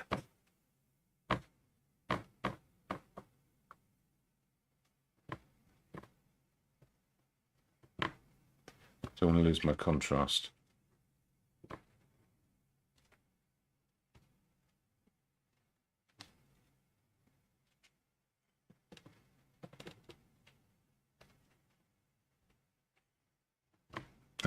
Last thing I'll do, let's make a nice label. for my candle.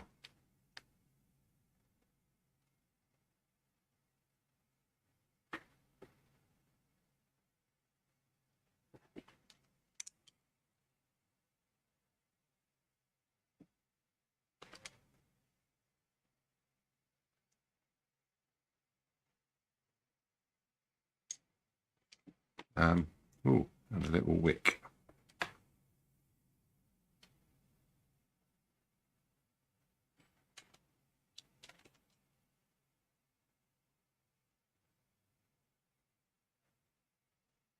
Okay, I'm definitely fiddling now, aren't I? I think that's pretty much in. Go back to my dark reds and just put a few of those in there.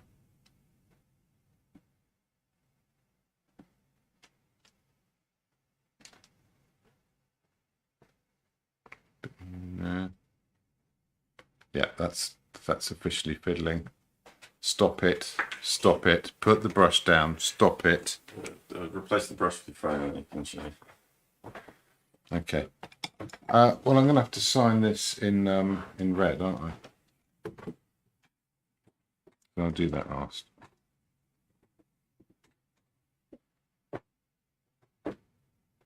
Really intense red. No, I'm not quite done, you know. You spotted.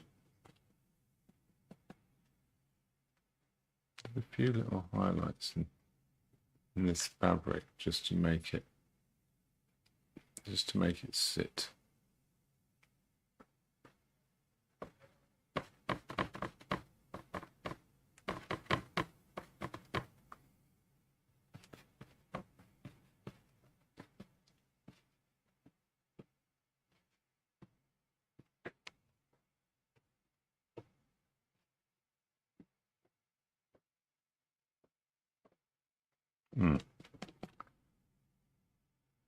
That's sort of talking about edges. It's defining my lamp quite nicely.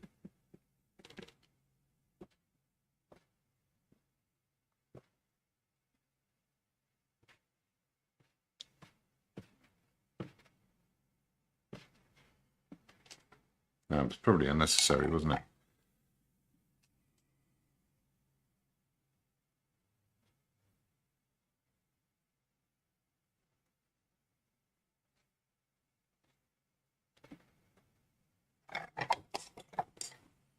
Now, titles.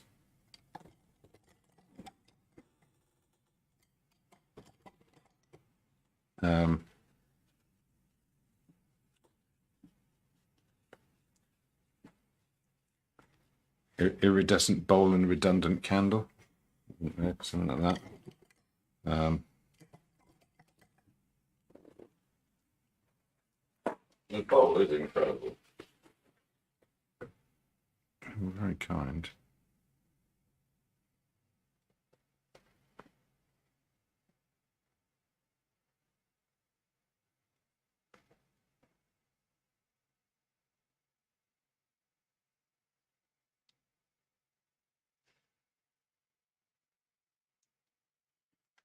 Yes, I'm doing more to that. Not even going to do the lettering on the label. I should try and get the ellipse right, though. I didn't last week, and I'm still kicking myself about it. Dawn has put a message of carnival time. Carnival time. It's all Britain. There's no context. Right.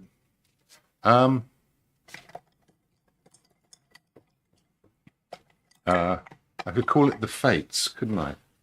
And then people could go, "What? How are these objects meant to represent the fates?" Whereas actually, I'm talking about it's fate season. And where the bowl is from. Fated. Fetid.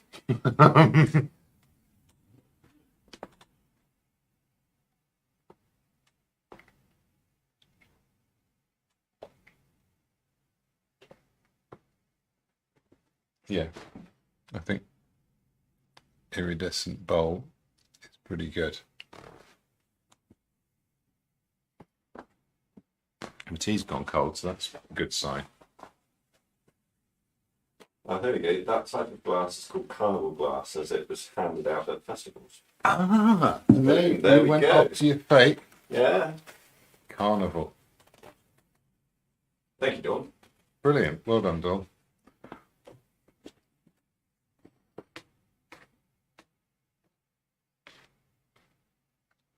Well, there you are. Now you found something about your fate's find. So who knows? Who knows where that originally came from?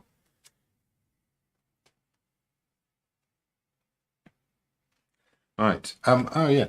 Oh, you can. There you can.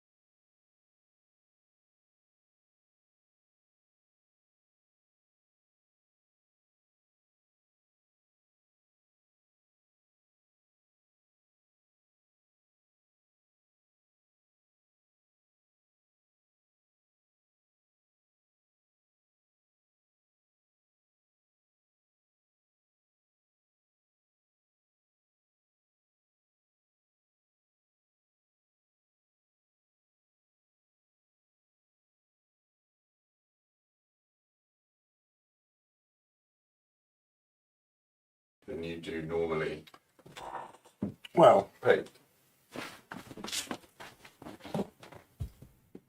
now one of the next things I'm going to be doing is maybe going for two cameras, one for the subject and one for the canvas. Dawn's also put, you could paint a bowl of bubble bath next week to work on the iridescence theme. Oh God. We could get them stable enough. There we are.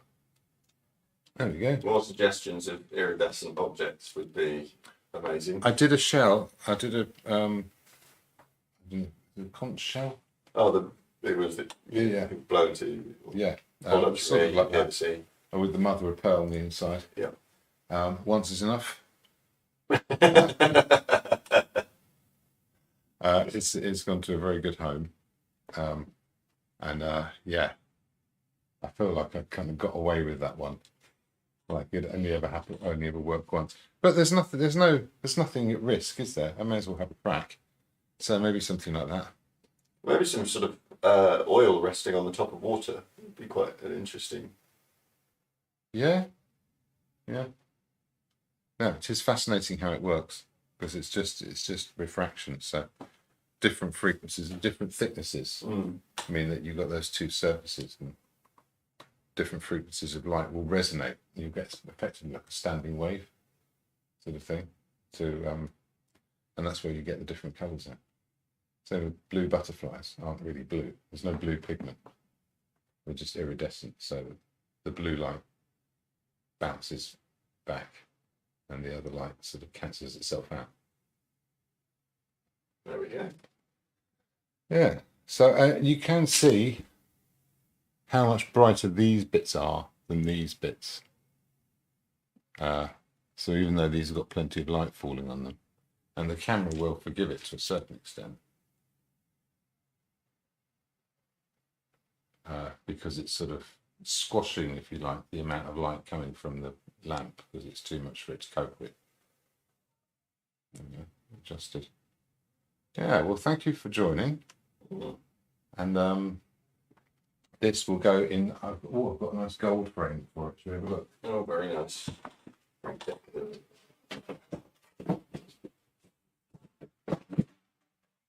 worry about that noise that she's painted for.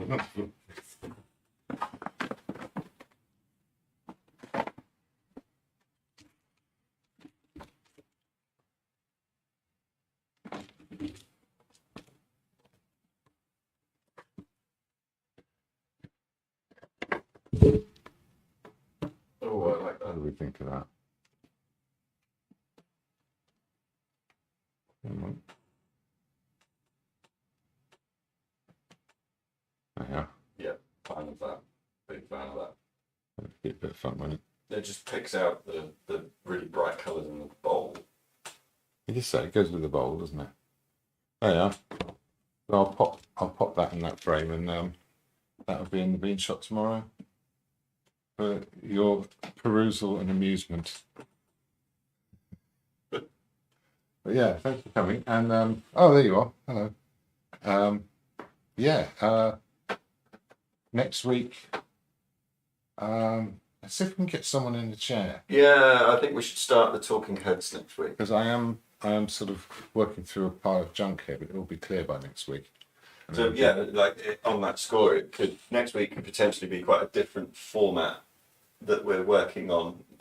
Be the first one, maybe a test one first, and Yeah. we'll see what works, what Yeah. doesn't. yeah, exactly. There'll be probably slightly less talk about the art itself, but more about the individual who's sitting in the chair. That would be a relief to everybody. So let's do that. Yeah, we're both looking forward to it actually, because it's going to be a bit of a change. So Yeah, and I'll try and get some things going, and then maybe I might actually promote this channel. Mm. Oh, by the way, if you watch on Facebook, do be aware that it's just the worst. Get on the YouTube channel. It's much easier for writing comments and stuff like that. We can see the Facebook comments, so that's fine. But Susan Tressida has just said, "I like this painting very much. Well done, James." yeah, thank you very much, Susan. That's a great support of mine. Very much appreciate all your kind words and thoughts. Yes, so yeah, actually, I think if you're watching it on Facebook, you're fine. But I think the replay, it takes the sound off. Okay. Because it starts to get snickers in a twist about licenses because it thinks there's music. Mm. I don't know. It just sort of does it by default, makes things difficult. But the YouTube thing works really well. And you can watch, YouTube generates its own subtitles. Possibly Facebook does that too. I don't know. So you can be amused by watching a computer trying to figure out what I'm saying. It just can't. Just make stuff up. So, yeah, see you next week. Yeah, Have a lovely week, everyone. amazing. Thank